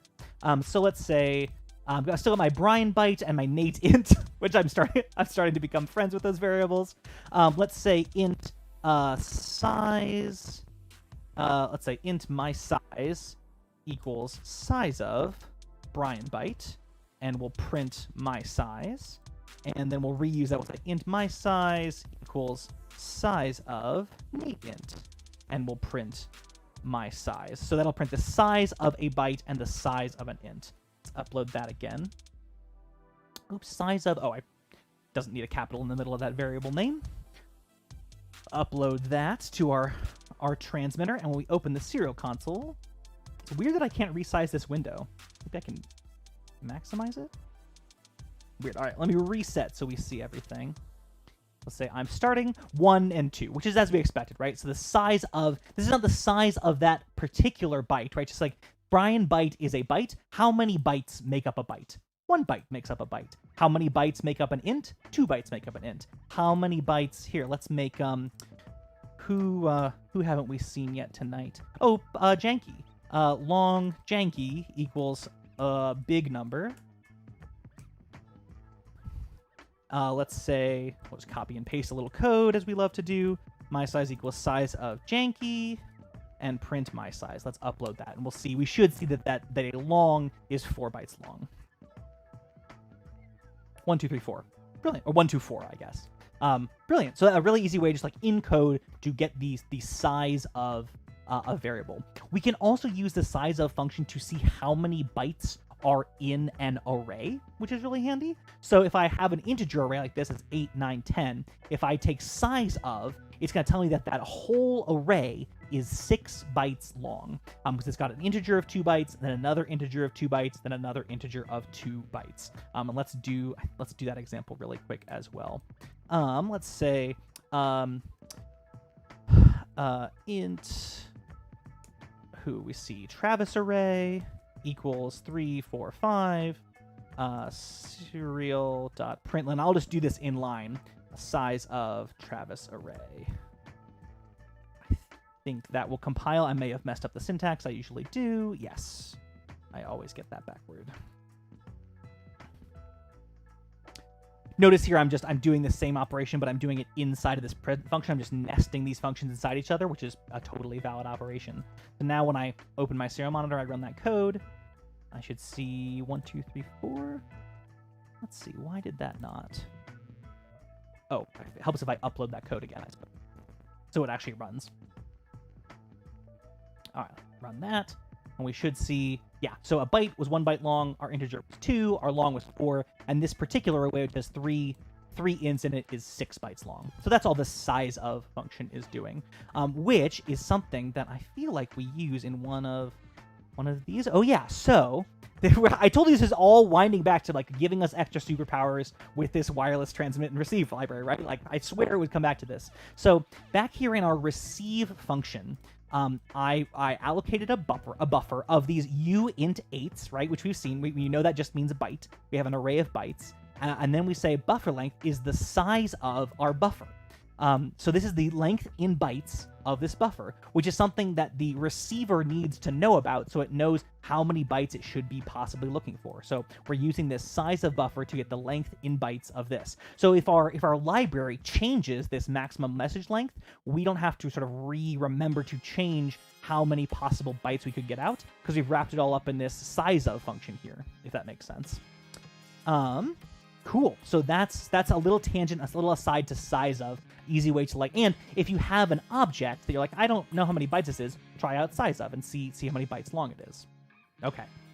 So let's put these pieces together. We have this idea of variables holding the addresses of other variables, and they are sort of just pointing to the address where that variable starts, right? We said like, a variable that's pointing to my long only has 188, or an integer points to 186. Is there anything that can sort of help me out and like, what can I do with this, and what would I use to manipulate values like this? We're gonna use a structure. I don't know what that slide is either. I just went crazy up in here. So let's look at this situation. And this, Nate, is actually kind of getting back to your question about addresses being longer than 1 byte. So let's look at this bit of code. I have my same mashed on the keyboard long up here, 485.634.124. This is in hex, and it shows up in memory over here. And then I would run int my pointer is the address of my long. That address in decimal, in human language, is 345, which in hex is, I think this is actually backwards. It would be, right, because it's little endian. It would be 5901. Right, so it would be 159 in hex, so we have the 59 first and the 1. So these two together make up an integer, which points at my long. But this is kind of a kludgy thing, right? Like, how am I sure this code that's running on my Arduino, which only has 2K of SRAM, right? Addresses are only going to be up to 2048. What if I want to go and run this same code on like an Arduino Mega that has lots more SRAM, maybe more than fits in an int, or on another microcontroller, or on a computer? How can I make this code sort of portable without having to sort of define my own data type just to hold the address of something else? And that's where pointers come in.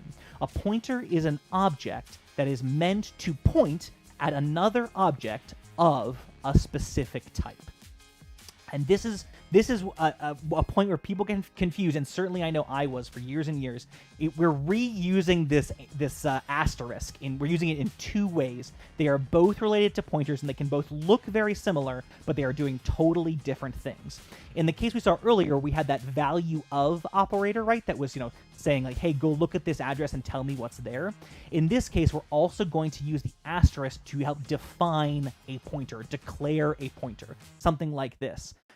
If I wanted to have a pointer to a byte, I would say byte asterisk and then give it a name. A pointer to an int asterisk and a name, long asterisk, and the name of the pointer, right? So in this example, like my integer pointer is not I want to be clear about this, is not itself an integer. It is a pointer that points to an integer, right? You don't actually have, these get to the point where you don't actually have to know what kind of number is storing the addresses. This is what sort of way of like taking ourselves again out of like not caring what the specific addresses are, how much address space we have. Again, we don't really care. We just want to know that we can point at something when we need to.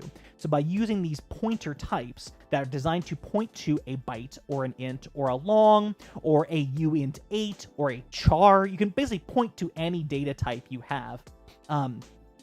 And they are not, so a pointer to a long is not necessarily a long integer itself. It just knows that it's pointing at a long integer that is itself 4 bytes long. That tracks. Cool. So when I will do some typing later, and like we'll see like the fact that it's asterisk for both things does get a little bit confusing. We'll just track it through. So again, so here's our example. My long is big slap on keyboard's number, so my long ends up in our data here. My pointer, which again ends up somewhere in memory, but I don't know or care where, is again just going to point to this address at address 345. I'm going to store that however it's storing pointers, much like before.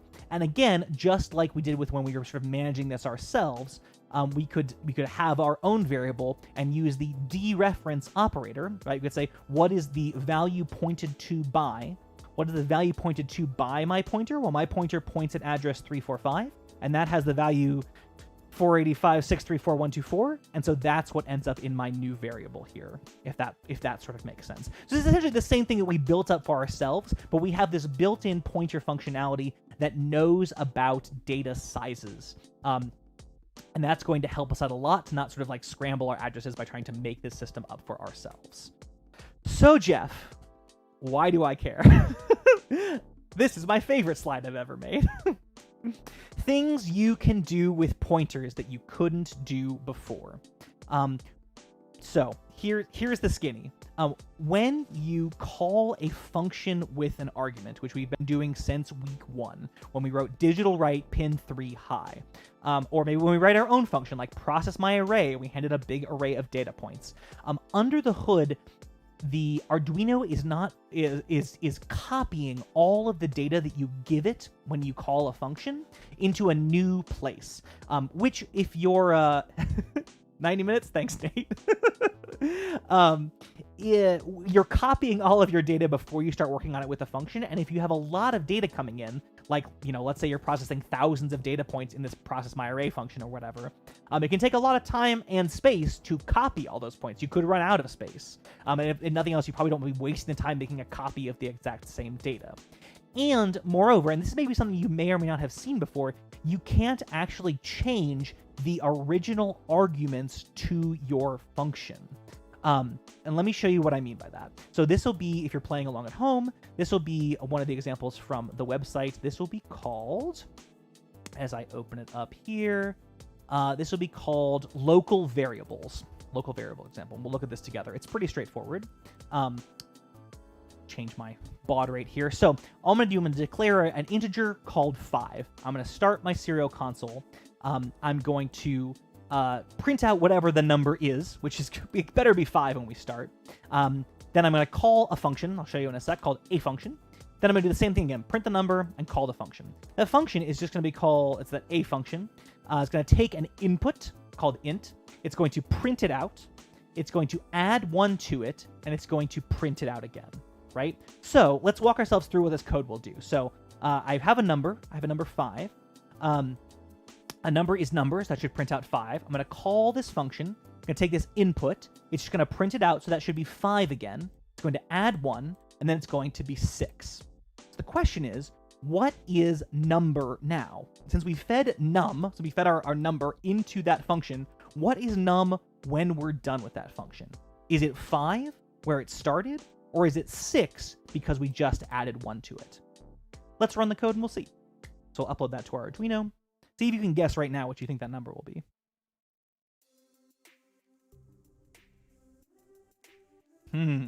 So those of you who guessed 5 were right. So when we started our number with 5, our function printed out 5, added 1, and was 6. When we got down to this section function, num, as we reprinted, was still 5. And so when we ran a function again, it again was 5, it added 1, and was 6. Though we gave this function our variable, it doesn't actually change the original variable inside this function. It's made a copy of it, it's named it input, and it's used it only locally within this function. Also importantly, you'll notice that our number input wasn't reused between the 2 times we ran this function. As soon as this function was done, this value that we had for input, which was 5 and then 6, is gone. That's what we call a local variable, a variable that only exists within a certain set of curly braces. And once that curly brace set is closed, it is gone. Any variable that you use as an argument to a function is only useful within that function. And when you're done with that function, it goes away. So what we've done here is, right, which we had this number, and let's say we really wanted to have a function added 1 to it. We haven't actually added 1 to that number at all. We've just generated a number that is 1 bigger than it. So one thing we could do, right, we could write a function with a return, and we could store that new value in a variable if we wanted to. But let's say that this input was not just a number, but was like thousands and thousands of numbers, a big array of numbers. It'd be a real pain to copy all that data in, maybe make a small adjustment, then return all that data back and copy it into a new, back into our original variable. That could, take up more time than we really want to spend. This is somewhere where pointers can help us out. For example, when you pass a pointer to a function, and these are all going to start to, I think, be a little bit mealy words. I can feel it in brains out there. When you pass a pointer to a function, the function is going to make a copy of that pointer, right? So that's what functions do. They see what you're taking at it, and they make a copy, right? So in this example, I'd say process my array, give it a pointer to an integer of some data. So it's going to make a copy of that, but the pointer, that place in memory, could still be referenced by that copy. So making a copy of just that pointer, that one address in memory, is really fast, and you could go and modify the contents of memory at that point. Let me show you, because I feel like I'm just saying words now. So this will be, if you're playing along at home, the changing variables example, or I think I called it global variables on the website. It'll be the one right after the local variables example. So it's going to look very similar, right? I have a number.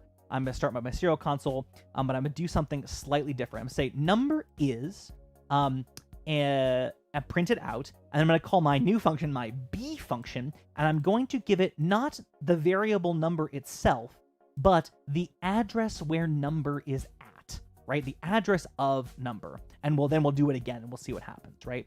And my function is going to look just a little bit too. My b function definition, rather than taking an integer, is going to take an integer pointer, right? It's going to take basically an address in memory where an integer is as its input, right? So, and what the function will do is says, all right, I'm going to print out the value at that location in memory. Then I'm going to go to that location in memory and add 1 to it, and then store that back at that same location in memory, and then print it out again, right? So starting with 5, well, we should print out 5 to start with because you haven't done anything yet. We'll run our function, and then we'll do it again. Let's see what happens.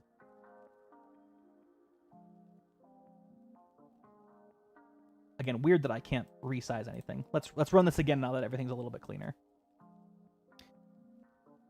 All right, so this time we see our number started as 5, the function took in 5, and then turned that value into 6, and when we left, our number is 6, right? When we ran that function again, the number went in as 6 and comes out as 7. So our function essentially reached out to this location in memory that we gave it, this pointer that we gave it, changed the value that was there, right? It's added 1 to that value, stuffed it back into that location in memory, and that location memory is essentially changed. And really, what is this variable, this num, except a tag for us for a location in memory? So by changing the value at the location where this number variable is, we are in a very real sense changing the value of that number.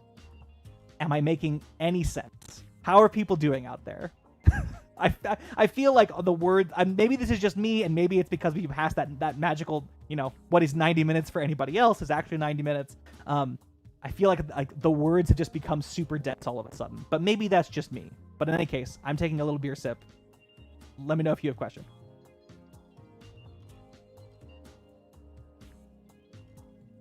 My feelings won't be hurt if anyone goes like, I lost. I really won't be hurt. Because this is the crux of it. I encourage you to go ahead, especially download these 2 examples and play with them. Hi, Chris. Yeah. You jumped in the deep end in this one. We're talking about pointers. Let's see. Nate says, "What if adding 1 to the address exceeds the limit the variable type can hold?" I think what's going on there, Nate. So in this B function example here that we're looking at. So we're not adding one to the, I'm not sure this is your question.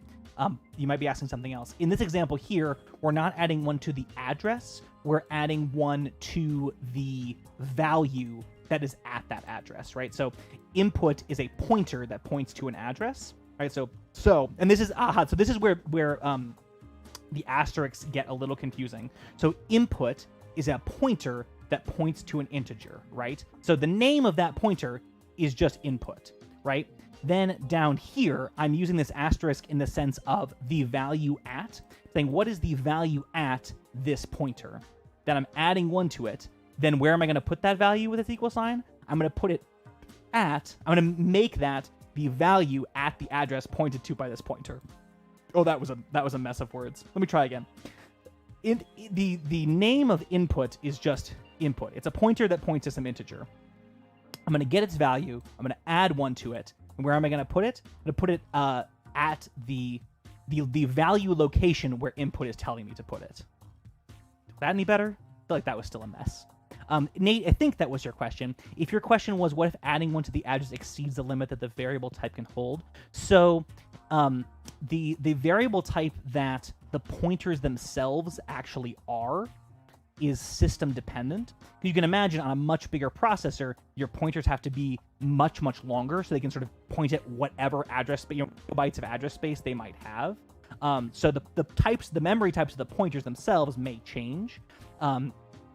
If you had, a system where your pointers were, 16 bytes long, say, and you maxed that out and you added one, they'd roll over back to 0. Is the other question that I'm not quite sure if you're asking. But yes, I hope that helped. Yeah, Brian is totally right. These are this is the crux of it, right? This is the big idea. And so if it's melting slowly like butter over your brain, that's totally good. I wish someone had said to me, and so I will say it to you, the fact that the asterisk is used for two different things and they look very similar is a real unfortunate thing for trying to grok this. Also because spacing doesn't really matter in this case. So just to give you an example, in this B function here, I'm saying I'm going to ask for an integer pointer called input, right? I could write this as int star space input. I could put a space there. I could take out a space here. These all mean exactly the same thing because by context, we know we're not dereferencing something here. But so I typically write it like this because I think int pointer is cleaner this way. But sometimes you will see it written this way, and it's really unfortunate.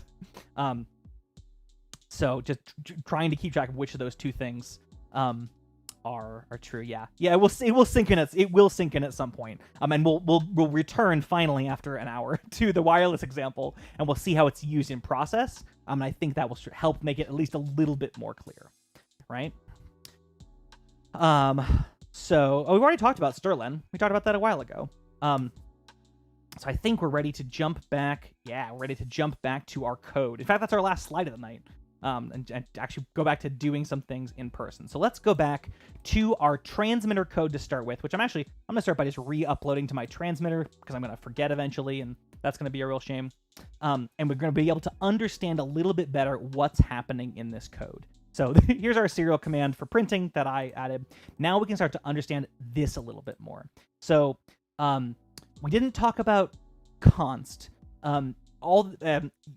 Const basically says, I want the following variable to always live at the same place in memory as far as pointers are concerned, if that makes sense. And because this library asks for its pointers to always be in the same place in memory, we in this case make this pointer a const. So sorry, that's a little hand wavy. I didn't prepare to get into that as well tonight. But now we know a little bit more about what this means. We have a pointer to a char. And again, here's a good example, right? So I copied this from their example. This could also be written as a pointer to a char is the same as a pointer to a char, a pointer to a char. Like the spacing doesn't matter by design, but I think that makes this actually a lot more confusing. So I'm just going to rewrite it like that. So message is a pointer to a char, and that pointer is going to point to hello, I like antennas. So really, this pointer is not really pointing to this whole thing. It's pointing to the address where this H is. And using that string length function, that strlen function, we know that there's going to be a, we know there's a null after this last S. And so we're going to be able to figure out how long this string is, right? So message is a pointer to, basically a list of characters it's stuffed into memories for us, right?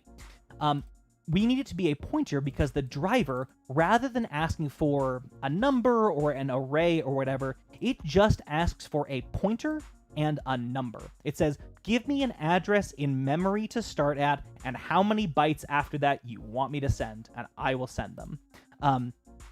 So we want it to send exactly this message and no more, but like we saw earlier, we can change the value of this variable and it will gladly send, just send things away. In fact, we didn't try this earlier. We could make this longer than the length of our string. I think we said this is like 20 something.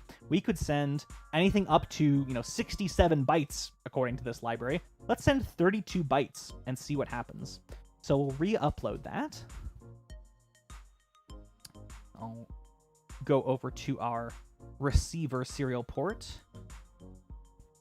Oops, and we'll open that up and we'll see.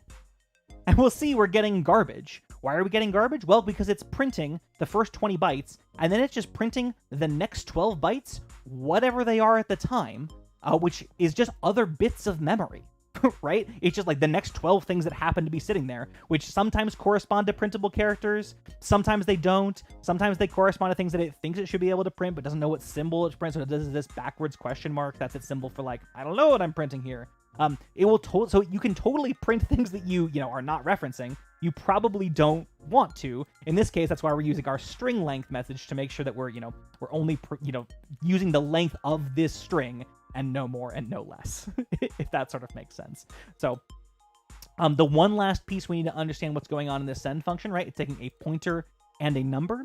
What it's taking a pointer to is an unsigned integer. It's saying I need a pointer that points to some unsigned integers of 8 bytes in length. 8 bits in length. And we know from earlier that a byte and a character are really just the same things by other names. They're both 8 bits long. It's just how we're thinking about them. So what we do is we just cast our char pointer, our message pointer, we cast it, like we saw earlier, to be a pointer to some bytes, right? And it's happy that the conversion from that is 1-to-1. If H was, 4-8 in hex or whatever, this byte will end up being 4-8. Casting from chars to bytes and back is all easy. It's just telling, this is the, if you omit this and you try and compile it, it will say, I believe, oh, it actually runs fine. Depending on how strict your library is, sometimes it will throw up and say, hey, I was asking for a pointer to an unsigned int of 8 bits length, and you gave me a char, and I don't like that. So we'll throw that cast in there to be safe. But it turns out it works fine without it. So that's what's going on in this transmit function. Let me show you what's going on in the receive function, and then we'll start building some more functionality now that we actually know what's going on.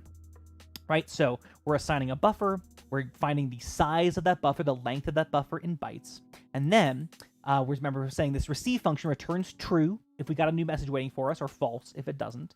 It's getting its buffer, and it's getting not the length of the buffer itself, but the address in memory where that buffer is stored.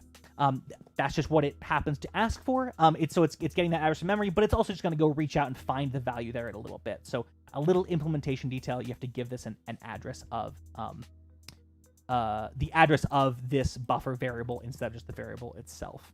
The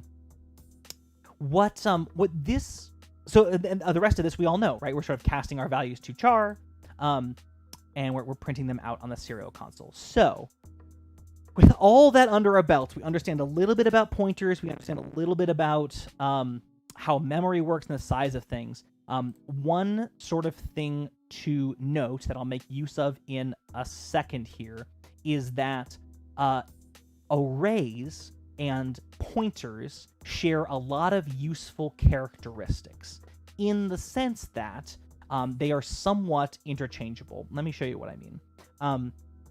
Let's go. Where's our scratch pad here? Let's reuse our Travis away. I'm gonna blow away our other variables. Sorry, gents. You're getting blown away from now. So here's our Travis array, right? Which we said has size 6.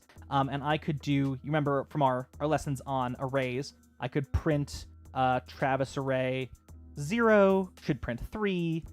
Serial.println Travis array 1 should print 2. Let's just upload this and we'll prove that I'm not crazy. Should print 3 and then print 4. Write that. Open up our serial console. 3 and 4, right? That's how arrays work, right? This is position 0 of this array is 3. Position 1 of this array is 4, right? You can also use an array name like a pointer. I wish I had a slide for this. I'm going to make a mess of this, but what I can do is say serial.println Travis array. Let me see. God, I hope this works. I don't think it will. But this is going to be an important point for us in a sec. I think this will compile. Yeah, So let's do 2 so we don't overlap ourselves here.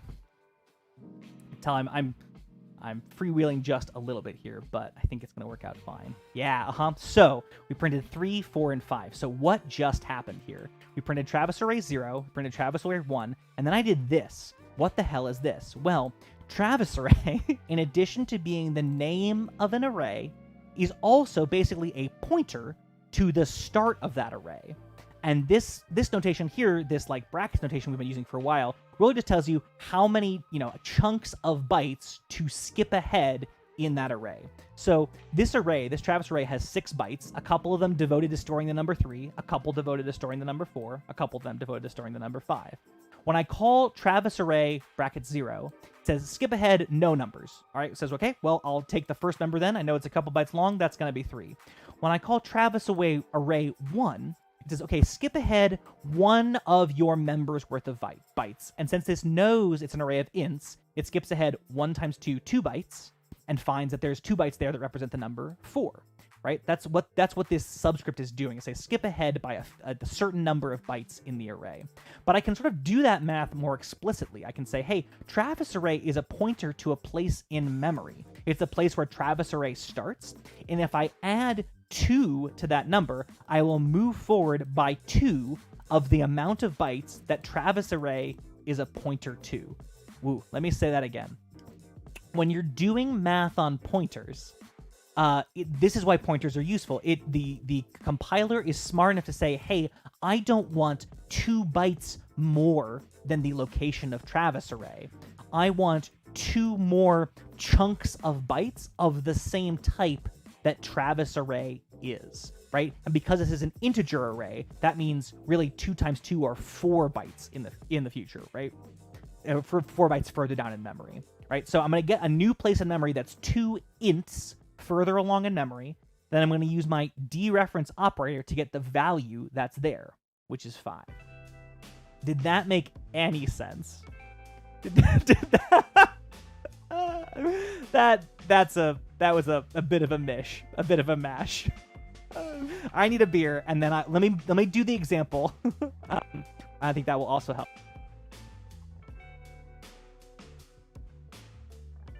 This is one of, as I'm sure you've grokked over the past 13 weeks and the past hour and 52 minutes, one of the hard things about getting into some of these like ideas that have so many sort of key steps to them is, when I do this in a classroom, or one-on-one, or with somebody in a dimmer room somewhere, like it's really easy to like see in somebody's eyes at the exact moment when you get lost, right? And then you go, okay, well, let me try a different metaphor, a different explanation. Doing it online, I just got to ask y'all. Or honestly, as always, I'm not offended if you're just like pants off, truly in hand, just having a great time. That's not a call out. I really am not judging. So no worries at all. But that's a little bit of extra facts on arrays. Yes, Chris. Sometimes you gotta talk about programming wherever it comes up, in a workshop, in a dimmer room. There's more than one Arduino running in a dimmer room in like the last 3 places I've worked. So there you go. All right, so let's go back to our code and see how all the things we've learned can help us do more things. So right now, this code, this sort of basic code, this transmit and receive code that we left behind a little over an hour ago, sends basically an array, a list of bytes from one device to another. super cool, super useful. What if you wanted to send integers? What if you wanted to send numbers bigger than 255 back and forth? Well, here's one way you could. This will be, if you're playing along at home, the ASK receiver int and ASK transmitter int examples. Let me close up a few things here, just so they're not too much of a mess. I'll save my my scratch pad there. Transmitter, yes, we'll save. Local variables example. Playing around with that local variables and changing variables examples is a good way to sort of, keep melting that that knowledge butter over your brains, if you will. All right. So let's look at our ASK transmit code that we haven't opened yet. ASK transmit int. All right, so this code is going to look very similar, so I'm going to breeze to the top. We're including our libraries. We're declaring our driver.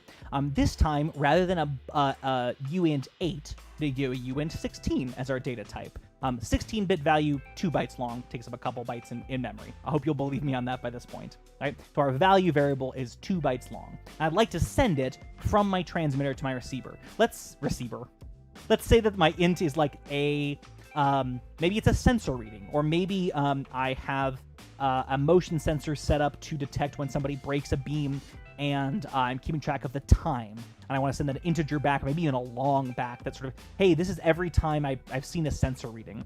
So sending back bytes isn't super helpful. How can I sort of send back an integer? And here's how we can do it. So I start out my serial and my setup command, and for the sake of being able to demonstrate that something is happening, every time I go through my loop, I'm going to add something to my value variable, so we can see something changing. And when we'll add like a 1, 2, 3, 4 to our value every time we go through the loop. So first time through, it'll be 1, 2, 3, 4, then it'll be 2, 4, 6, 8, then it'll be 6,000 or 7,000 and something, just so we see numbers changing. We know we're getting live values updated, right? So I have this value variable.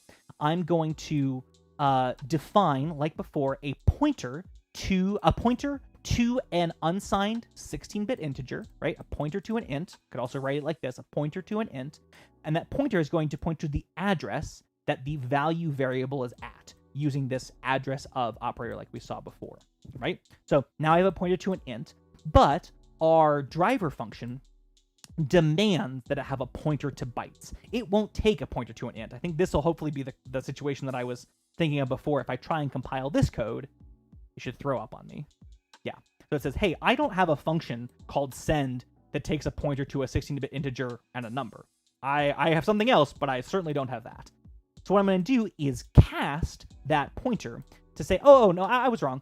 That's not a pointer to a 16-bit number. That's a number to an 8-bit number. That's still just a location in memory, but I swear it points to 8-bit numbers. And this function will say, oh, okay, well, I can take a pointer to 8-bit numbers. I'm going to say, hey, there's 2 8-bit numbers at this pointer's address. And that's because I know that this value is 2 bytes long. I could also, I suppose, say int len equals size of value, and I could put that len function in, that len variable in here. Right? I could say, hey, how many bytes is this variable long? I don't know. It's gonna be 2 bytes. I'll shove that right in there, and again, that will compile just fine. So I'm storing the data as an integer, but because my send function only knows how to send bytes, I'm gonna lie and say, hey, this is actually a pointer to bytes. Just send 2 of them along. Cool. Let's upload that, and then we'll look at the receiver code. Uploading.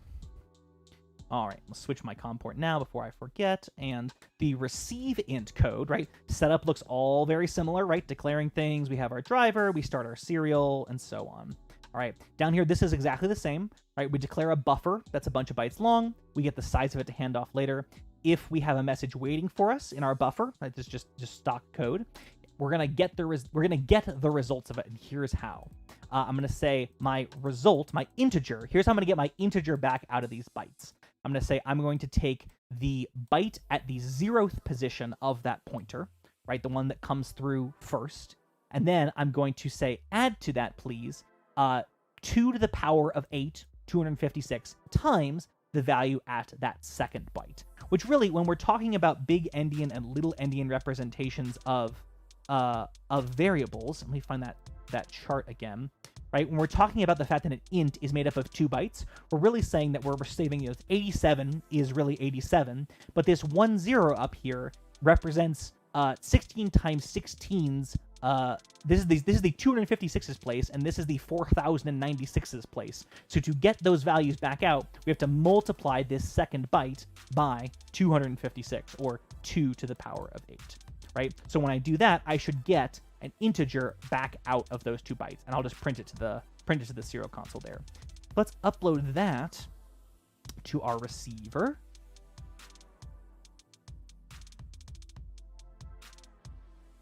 There we go. And with a little luck, if I open the serial console, we should see a rapidly incrementing value. There we go. Now you'll notice that it's going from negative to positive to back to negative again. That's, of course, because we're adding about 1,000 and change each time. And integers have a maximum value of 32,765. So once I go above that and I add some more to it, we wrap around back to negative. This is that problem we talked about a long time ago, why you use a long integer for time when you're working with that millis function and not an integer, because the integer function runs out of space. It overflows really quickly. Now you'll notice that mine is, I started out on my transmit side with an unsigned int, but I'm coming out on my receive side as if it's a signed int that could be positive or negative. And that's because all my function did here was say, hey, I've got, where's my receive code? I've got these 2 bytes. I'm going to interpret them like you said, boss, and I'm going to stuff them into an integer. That's all it knows. So if I wanted this to come back out as an unsigned 16-bit integer, I would need to tell this uint 8 16 underscore t. We need to tell it that it is an unsigned int to begin with. Let's upload that, and we'll see if that works any better. So we'll open our serial console again, and now we should see our values, go from 0 to about 65,000. So an unsigned int goes from 0 to about 65,000. A signed int, same amount of numbers, but goes from negative 32,000 and change to positive 32,000 and change. If that makes sense. So that's a way to, though our function only knows about bytes, we can sort of, abuse the fact that, like, hey, we know how many bytes things are under the covers.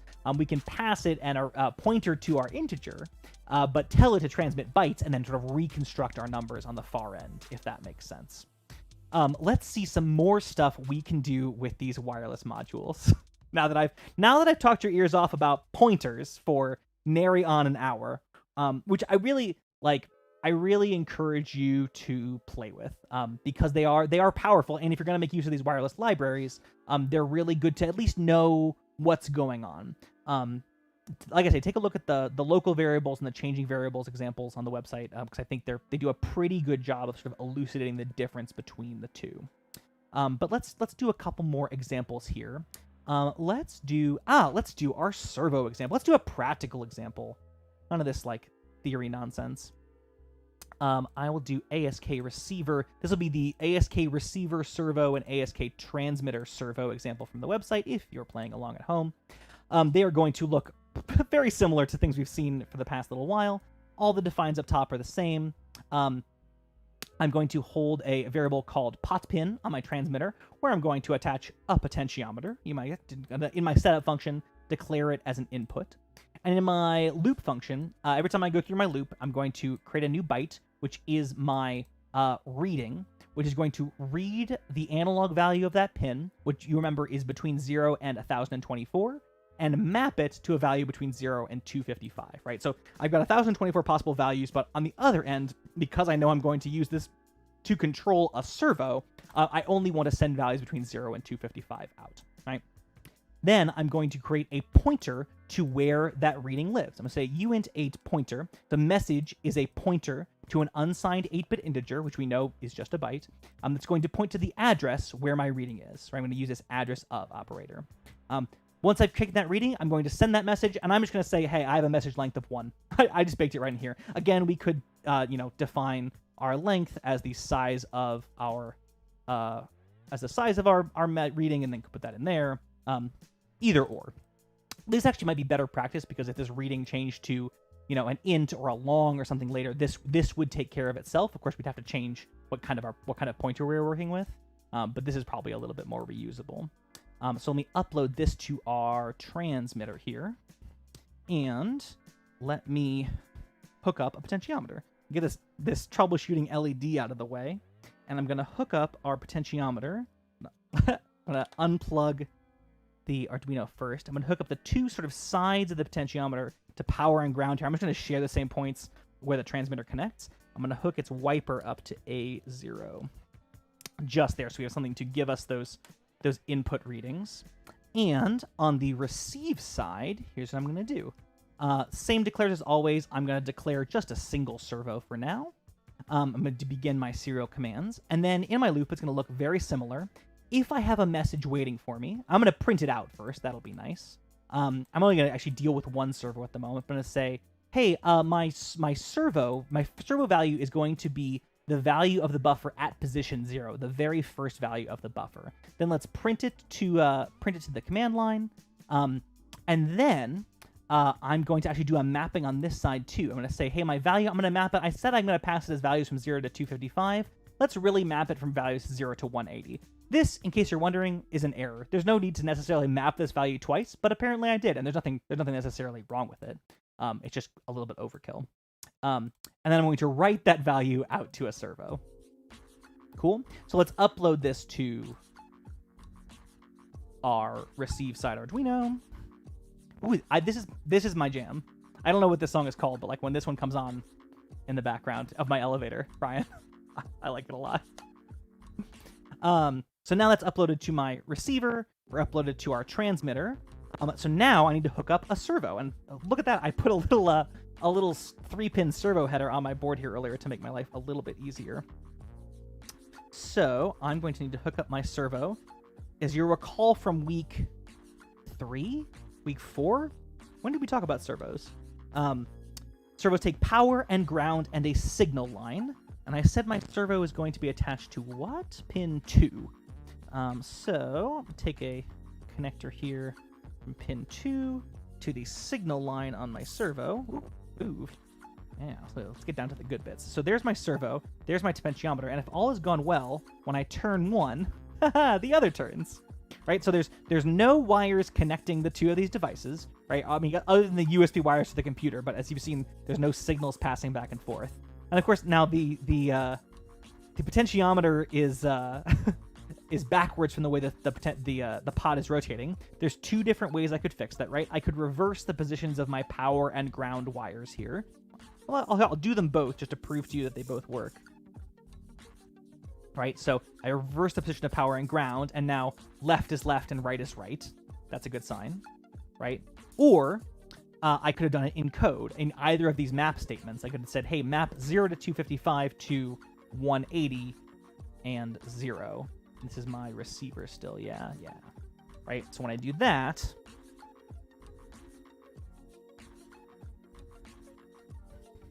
again, once it finishes loading, we'll see it's reversed itself again. So left is left and right is right. Palmer says, is there a way to test latency? There's a really silly way, which is just to send the smallest possible latency. You could test throughput. Let's set up an example where we could test latency. I mean, they're as close as they could ever possibly be. But let's set up an example where this one will turn on an LED as soon as it transmits, and we'll see how soon this LED can turn on when it receives. I'll show you the next example because it's got that LED built in, which I think will be really handy. So this will be the final example from the website for tonight. The LED servo, the ASK transmitter servo and LED, and ASK receiver servo and LED example. Just because I want to show you how you can communicate multiple parameters along the way. Because really, all we're passing is sort of a list of bytes. I want to show you how you can sort of encapsulate data of your own into that information. Right? So just like I'm going to have two potentiometers this time on my transmitter on pins A0 and A1. They're both going to be inputs. I'm going to take an analog reading from both of them and map it to a value from 0 to 255. And then rather than just having I'm so sorry, I spaced out for a second there. Rather than just having a single variable called reading, I'm going to have an array called readings, which is going to just hold both of those values. And I'm going to have a pointer to that, which is just where that starts. Now, I think, as we learned earlier, I actually don't need this pointer. I think I can just use this array name as my pointer. Am I crazy? I might actually have to do my address of. No, that should work. So earlier you said I had a pointer to the place where readings starts, this array readings. But as we talked about just a little bit ago, the name of an array really is a pointer to where its data starts. So I can just use this. This is ancillary. So I'm going to pass this pointer to where this array starts and how long in bytes my message is, right? I'm using this size of command right here in my command to see, hey, how long is that array? I want to know how many bytes I'm going to send. So let's upload that to mar transmitter. Readings is the name of that variable. Message is no longer defined. This is much more what like my writing of code usually looks like. It's like compile, error, compile, error. All right, transmitter is uploaded. Let's look at the receive side of things. So much like before, all the includes are the same. I'm going to define them as put my servo on pin 1 and my LED on pin 5. So real quick, before I move, I'm going to wire that up. Zoom back out a little bit here. So I have an LED and a resistor already on board. I'm going to hook up my LED to pin 5. Right, and down, I'm gonna make sure my servo is attached. My LED is an output pin. Down here, this should all look very familiar. Declaring a buffer, how big is it? When I get something, I'm gonna print out what I got back to the serial monitor, and then I'm going to write to the servo the value. I'm gonna say my first servo value is the first byte that I get through. My LED value is the second byte I get through at position 1 here. Byte 0, byte 1, right? I'm going to write the first value to my servo. I'm going to write that second value, the LED value, as an analog write to my LED. So I'll upload that to our receiver. And so the goal here is we should have two separate potentiometers that each control, one of which controls a servo, one of which controls an LED, both of them remotely, and they shouldn't interact with each other. So I'm going to wire in this potentiometer real quick here. I'm going to move the transmitter out of the way.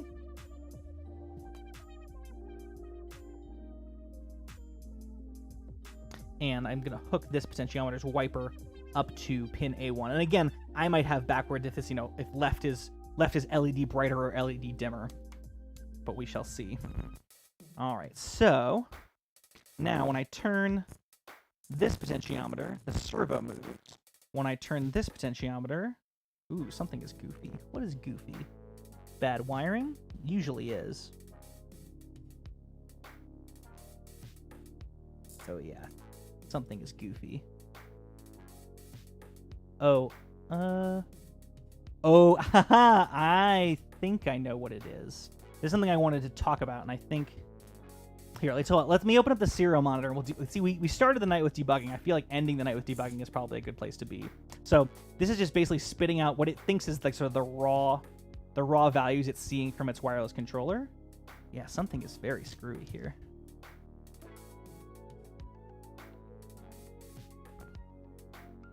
So it's definitely transmitting, right? Because if it wasn't transmitting, it would be... Oh, well, here's one problem. This potentiometer came unsoldered. Well, that would explain why the servo is freaking out. Why is the LED freaking out, though? Interesting. All right, well, let me ponder that while we do a quick resolder job. Thankfully, you all know how to solder now, so if one of you wants to step up to the front of the class and resolder this... that'd be great. I said this back in week, I don't know what, 1 maybe, week 0. Part of the reason that I started doing this, essentially right when lockdown started for us all, is, I had this thought for a long time of, you can look at soldering and not my face looking at soldering. I had this dream for a long time of just, a lot of people are interested in electronics and love to play with this stuff and are have made some strides or are not sure where the next step is or just want to try some stuff and break some things. And so I had this idea of why don't we get a bunch of people together and everyone brings a 6-pack of beer and we just sit and, we just sit and,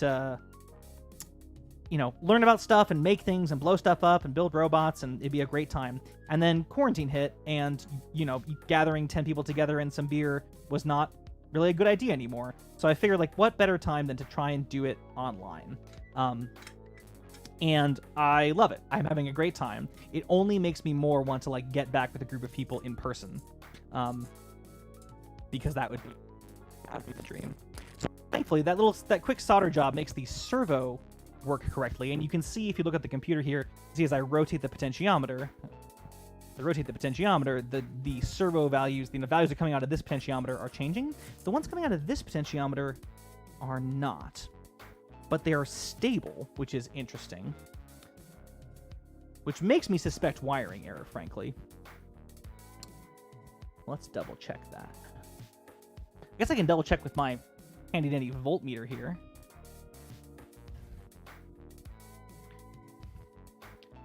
Palmer, it took me until just now to get your flux given joke. I'm so sorry. All right, here, I'll zoom out so we can see what's actually going on. And then, Palmer, I do want to do that latency test and see what the voltage on this center pin is. Yeah, and it should be stable. It should not be... It's sort of... You can't really see it under the computer screen there. This center wiper should have a stable voltage on it, and it's kind of drifting, which tells me that something is not connected. Something is floating, which is no good. So one of these wires is not making a solid connection. Let's see if...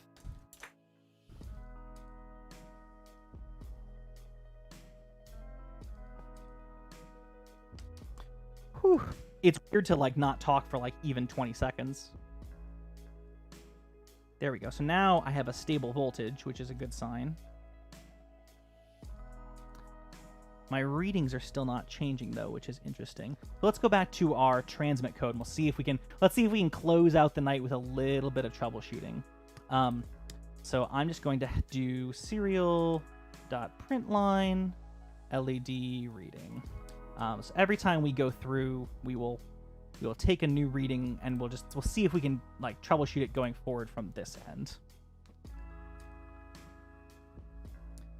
All right, uploading.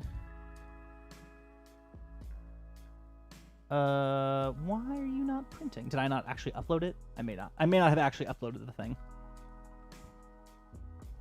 Yeah, that would help. Again, uploading the code helps the code run. All right, open our serial monitor on our transmitter and see. So our LED reading is changing as I turn this. Oh, gosh darn. So it must have been some kind of a loose wiring connection because as soon as yeah, something is screwy inside of this potentiometer. So you can see as I twist this knob, the LED does dim. Let me zoom you in a little bit there. But when I get to the high range, things just get weird. Like something in the high range is getting goofy. Maybe I'm not mapping it correctly. Let's see. So I'm passing along values from 0 to 255. On the receiver side, I'm constraining it to be between 0 and 255. No, that should be correct. Oh, you know what I bet it is? LED val should be an unsigned integer.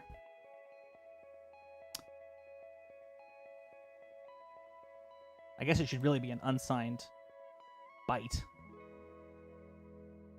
Because if it's trying to interpret an unsigned byte as a signed byte, things will not necessarily go well. As we sort of saw earlier in the night when our values are wrapping around from 32,000 plus to 32,000 minus, things were sort of overflowing. Now I bet that'll work better. Yeah, still a little... All right, so we do also have mechanical issues. You see when I spin... I get... Chris, a genuine question. I guess genuine question for the crowd, like... Is the troubleshooting helpful? Because like one of the goals of these things is like to try to keep things smooth and keep things moving. I always feel a little bit weird when we branch into troubleshooting because I feel like we sort of stall. But if the troubleshooting is actually useful, I am always happy to stick with it. You can sort of see so. But I'm also like I'm not offended if you're like, nah, the troubleshooting is like not ideal. So now we've sort of achieved our goal, right? We have one potentiometer controlling the servo, we have one potentiometer controlling the LED, and it's all wireless, right? And so you can imagine these potentiometers being replaced with sensors, and the servos being replaced with maybe a display. Maybe it's a temperature and humidity sensor, and you've got your weather station. Maybe it's a maybe it's a burglar alarm. Maybe you're just like you press a button in your house and the strobe light in your garage goes off to deter raccoons or something like that. You're just passing simple messages back and forth. So that is the gist of that amount of wireless control. I know we're coming up on... I know Nate gave us the heads up when we passed a true by the clock, a WWV 90 minutes. We're coming up on a Jeff Glass 90 minutes. So I feel like we'll head toward the end of the night. I have a couple more things to share, and I want to tell you what we're doing next week. But first, I want to do Palmer's latency question demo, and I want to answer any other questions that you have about tonight. I know this was a lot. I know we swung back and forth between like hardware implementation and this whole thing about pointers and buffers and memory and things. But throw questions out. It's going to take me just a sec to set up this latency test. So let me do that. Let me give you a look at the table so you don't just have to stare at my cool face this whole time. Seeing a sign that said somebody's door that says... if I saw a sign that said protected by Arduino, I think I would go knock on that door and be like, hey, what's going on? Can we be friends? All right, let's see. So I'm going to hook this LED here up to ground for a very unscientific latency test here. And let's get... you almost got tummy cam. Not today. We will get a nice high-powered LED out of storage so we can actually see what's going on.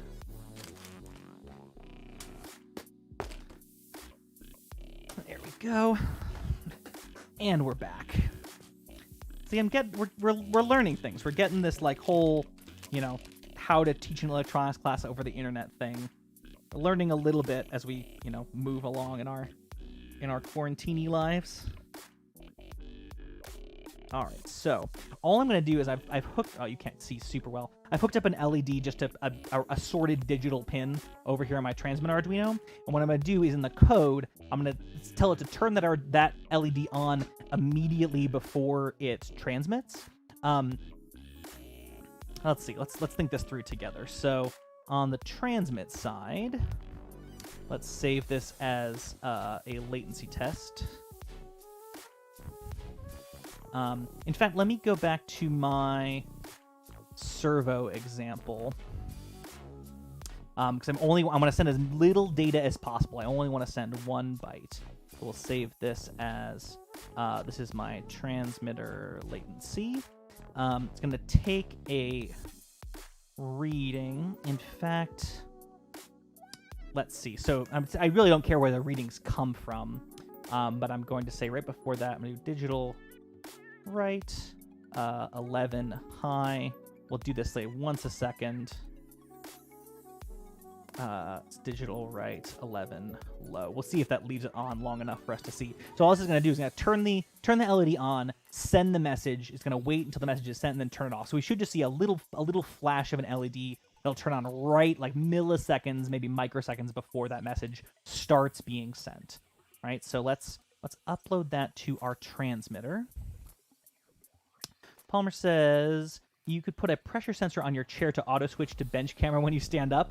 That would be fun. I think I shared with you all I did a tally lights project, so I have little red LEDs above the different web cameras that turn on and off when I switch scenes in OBS. I could easily let's not brag. I could hook up a pressure sensor to my butt that would switch scenes to something when there was not pressure on the chair. That'd be kind of fun. Just to make my whole dang life just made out of Arduinos. So let's see. Let's take our receiver code now and modify it. We'll make this the receiver latency test. So let's see. So I'm gonna want to cut away as much of this code as possible, just so as soon as it receives something, it prints it. So let's see. Let's see. I don't want to print it. So serval gets the buffer. Let's see if first servo val is greater than 127. No, let's see. I want this to turn on for just a second. Digital, right? What did I say? Pin. What LED pin you could pin 2. High. Delay 20 microseconds.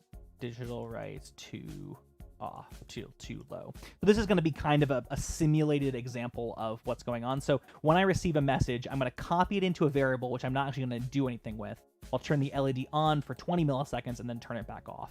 So a little bit of a contrived example, because of course in a real example you might spend a little bit more time doing something with this, but I think the latency of the transmission is going to swamp any of the delay that you would actually see from additional code here. Let's upload that to our receiver.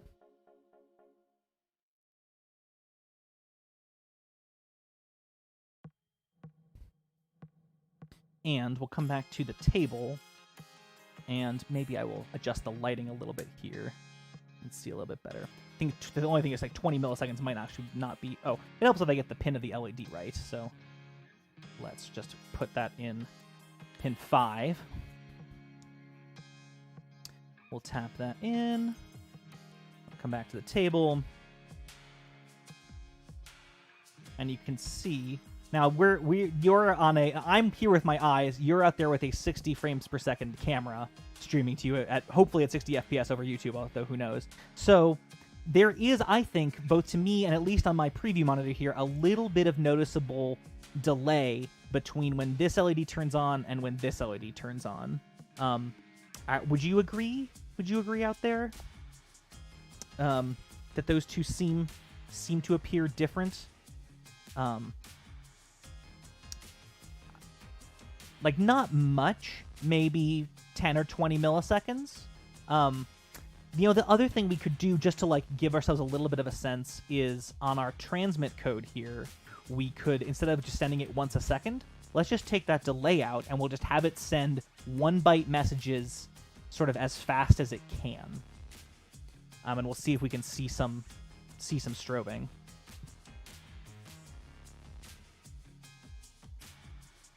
Wow, interesting. So this now... Oh, well, of course, this isn't turning off anymore. Because I'm just turning it on, turning it off, and so on. Let's see. I really don't want to have any actual delay in here. But so that is a fair approximation of our transmission rate. And just eyeballing the difference between what I can see with my eyes and what I can see on the preview monitor, I think you're still, even at 60 FPS, getting a pretty decent idea of how fast. I don't think you're like undersampling or anything.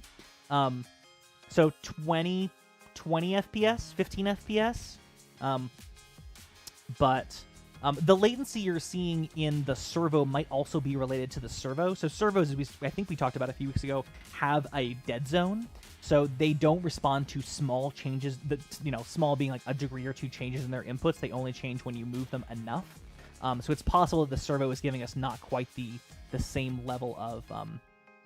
Oh, the other thing that's probably happening, let me see. Let's go back to our latency example. Oh yeah, I had here's why you're seeing latency. I had a 100 millisecond delay in that transmit line. So you were seeing updates once every 10 seconds or so, or tenth of a second, because I was deliberately delaying every 10th of a second. We could rerun this code if it's all still hooked up, and it looks like it is. Let's just take that delay out of there. Let's turn the lights back on. So let's upload this back to the transmitter. And we'll upload our receiver code again as well. Stop the strobing a little bit there. Come back over here. That's uploading. Is that right? Did that receiver upload to the right place? No. All right. Transmitter gets on. Transmitter goes to transmitter. Wow, this like the first. We're 2.5 hours in and coming up on the end. I swear. And that's my first mixing up of to whether I upload to the receiver or the transmitter. I feel pretty good about that. So we'll upload back to the receiver this time, the same demo as before, and we'll see if that latency is a little bit resolved. Zoom out a little bit here. So, yeah, that's better. So without that, artificial 100 milliseconds of delay, I mean, there is still certainly like latency, although in this case it's probably a little bit masked by just like the relatively slow rotation speed of the servo. And again, the LED dimming is now definitely smoother as well. It's not perfect. There's still like some latency or jitter there, but that's feeling much more reasonable. Well, so it turns out if you put a delay statement, this goes back to what we were talking about, was it 2 weeks ago? The delays are bad in production code? Delays are bad. They cause, latency and jitter and bad things, so take them out. That's pretty fun. So I don't know that this would necessarily be the module that you would choose to make a remote controlled thing, although you certainly could. I do want to close off our remote control sort of theme for tonight by sharing with you just a little bit about what you might look at in terms of other sort of wireless transmitters. Ooh, excuse me, a little frog in my throat there. If we go to the link in the video description and look at the Radiohead library, it'll describe for you in great detail what each of its modules is for. So the Hope RF, RF22B, 24, the NRF 24, Nordic 995s, things like that. Microchip makes some, Texas Instruments makes some. Here's our ASK modules. This will also work with RS-232, 422, 485, and so on, which will become relevant as it's what we're going to be talking about next week. But look at some of these other transmitters, because their code is going to be exactly the same as what we just used. All of these different versions of this module will have a send and receive function that take a pointer to take a byte pointer and a length, spit bytes out over the radio. The other side takes in bytes, and you do with them what you will. Some of these are much higher power. Some of them provide more reliability, like more error checking. So some of them are from, manufacturers. Some of them are just straight from SparkFun. So go check this list out. Let's see. Chris says tonight was just about 1 unit as transmitter and 1 unit as receiver. Did you cover where both units are sending and receiving? I didn't. I wanted to sort of keep this example clean. I have certainly experimented with it, and basically all you do is in that function definition we've been working with up at tonight. So he says, you create a driver with your bit rate, your receive pin, and your transmit pin. You just hook up, a second pair of modules to the complementary receive and transmit pins on the other unit. And then when you are running your code, you have to, let me see if I can find a good place to show this. Open you're over there. Now you're over here. You have additional functions for your driver called set mode RX, set mode TX, and set mode idle, which basically puts the receiver into receive or transmit mode. I'm actually not 100% sure if this is necessary with the ASK module. Some of the radio modules can only transmit or receive because it's sort of conjoined into one. I'm not 100% sure if you have to do this with the ASK. Let's see if it will explain for us. But worth experimenting with. But I certainly have, when I have played with it, basically you receive some data and you transmit it back. Like you could imagine a structure in which you have a remote sensor and a base station. You say, press a button on my base station, and that sends a get sensor reading message to my remote sensor, and then it transmits it back, and then maybe goes back to sleep or something like that. It's really just that simple. You sort of do one, and then you do the other. I thought it was cleaner to sort of keep them separate, but you could certainly do both in the same sketch. Speaking of remote sensors, let's wind toward the conclusion of tonight. I will share with you what we're talking about next week, and a little bit about a personal project that makes use of a lot of the different things that we've been talking about for the past 14 weeks now, because it all sort of ties together. I want to share a little bit about how you can use all of these various skills into a single project. So the thing we're going to be talking about next week, and you might have glimpsed it in a slide that I flashed up earlier, is RS-485, and within that, DMX. So RS-485 is a physical spec for we sort of did the wireless remote sensor, remote actuator communication today. Like, I want to staple a sensor or a relay or a thing with a transistor on it to my barn and control it from here, or maybe have a mesh of them somewhere. I want to do it all wireless. But let's say, you want to go a much further distance, or really you have the option to run a wire. So you're just going to run a wire. RS-485 is a physical spec for a remote communication protocol that's meant to happen over a wire. I say physical spec because it doesn't describe the entirety of sort of the set of steps you would need to do to build up a communication protocol. RS-485 just defines the electrical and physical characteristics of the network, but not, how to represent the specific data within that network or what kind of messages you can pass.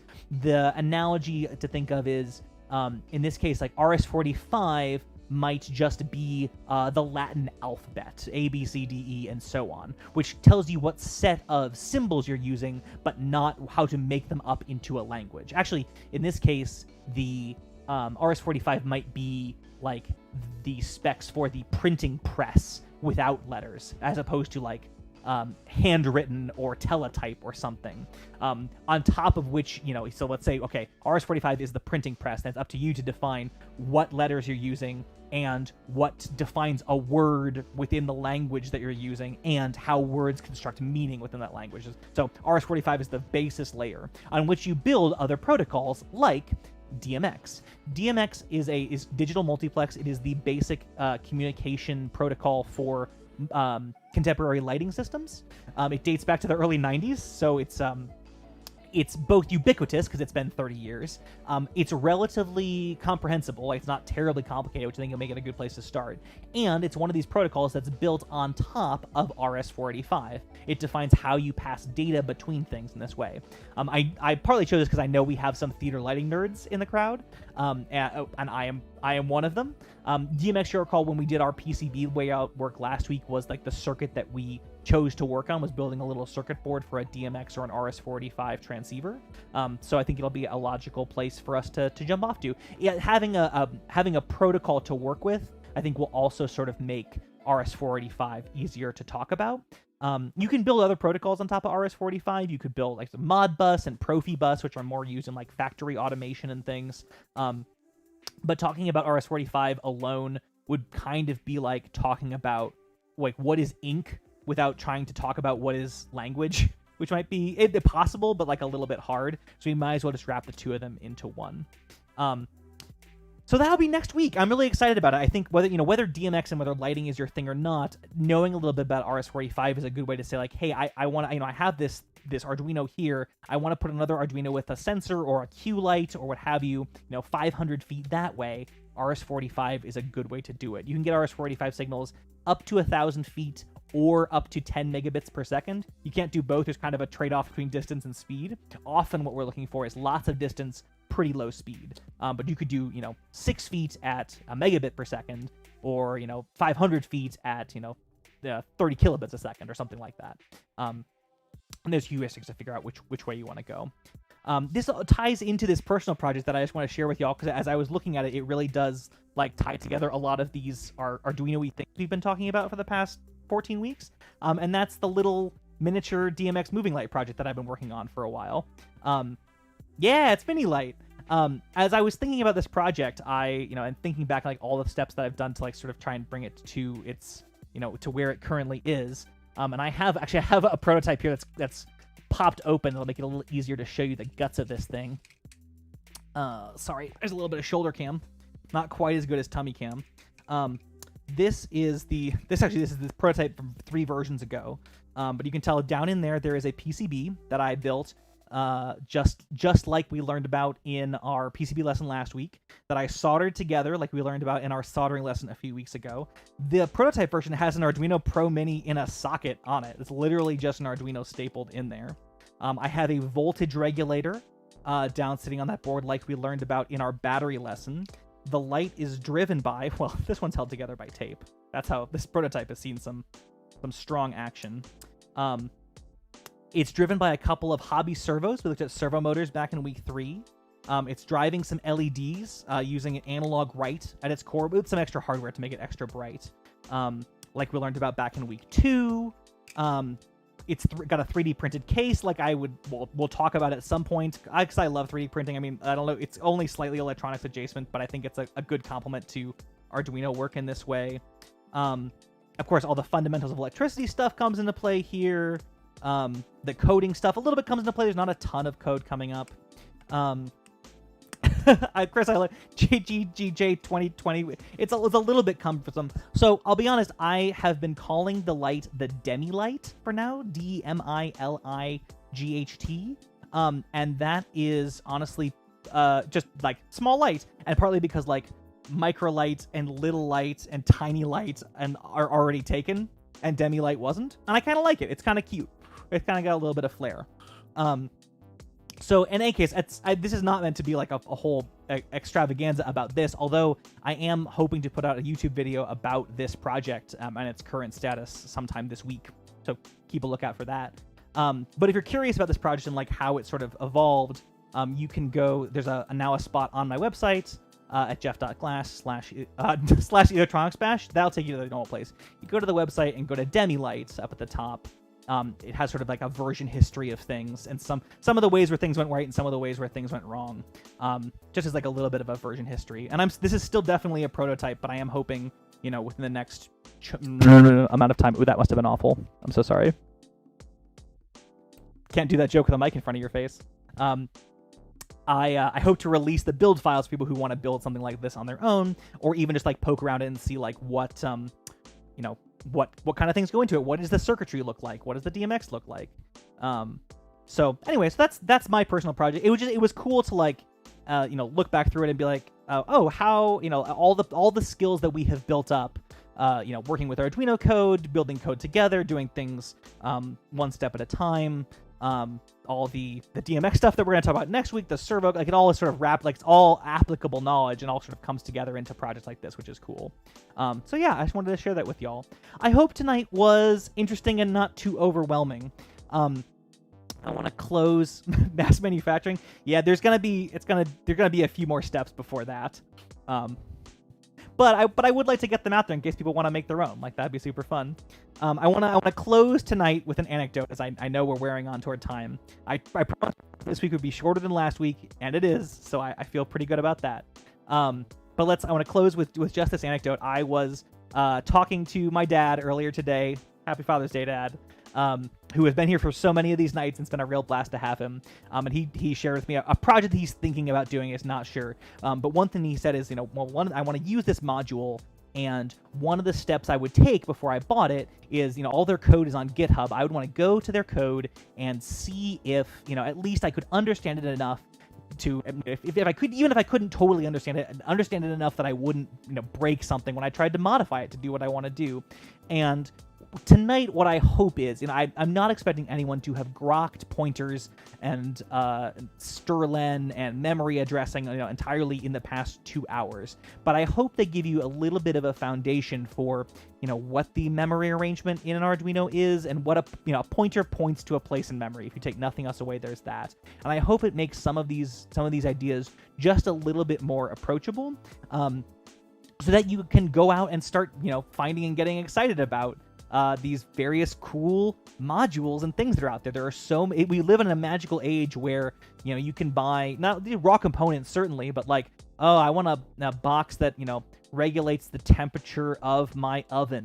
Oh yeah, there's a $16 module for that online. Oh, I want a 1 watt ultraviolet laser module. Sure, $4. Here's a library. Now you got to figure out how to work with it. And so I hope tonight was a little bit of, in addition to like, looking at these wireless modules and then talking about the Radiohead library, a little bit of like programming skill building to just like introduce more context, because pointers get thrown around a lot in these libraries that are dealing with, referencing various things or working with a lot of data. So hopefully that skill is useful as we're starting to unwind some of these things, and not terribly overwhelming. So I will see you all next Sunday night here on YouTube for our lesson on RS-45 and DMX. As always, if you have questions, comments, issues, or concerns, you can leave a comment on this video, or if it's pressing, you can always find me on Twitter at JeffersGlass. We will be back here next Sunday night at 7 p.m. Central Daylight Time to talk about more things. In the meantime, have a wonderful week.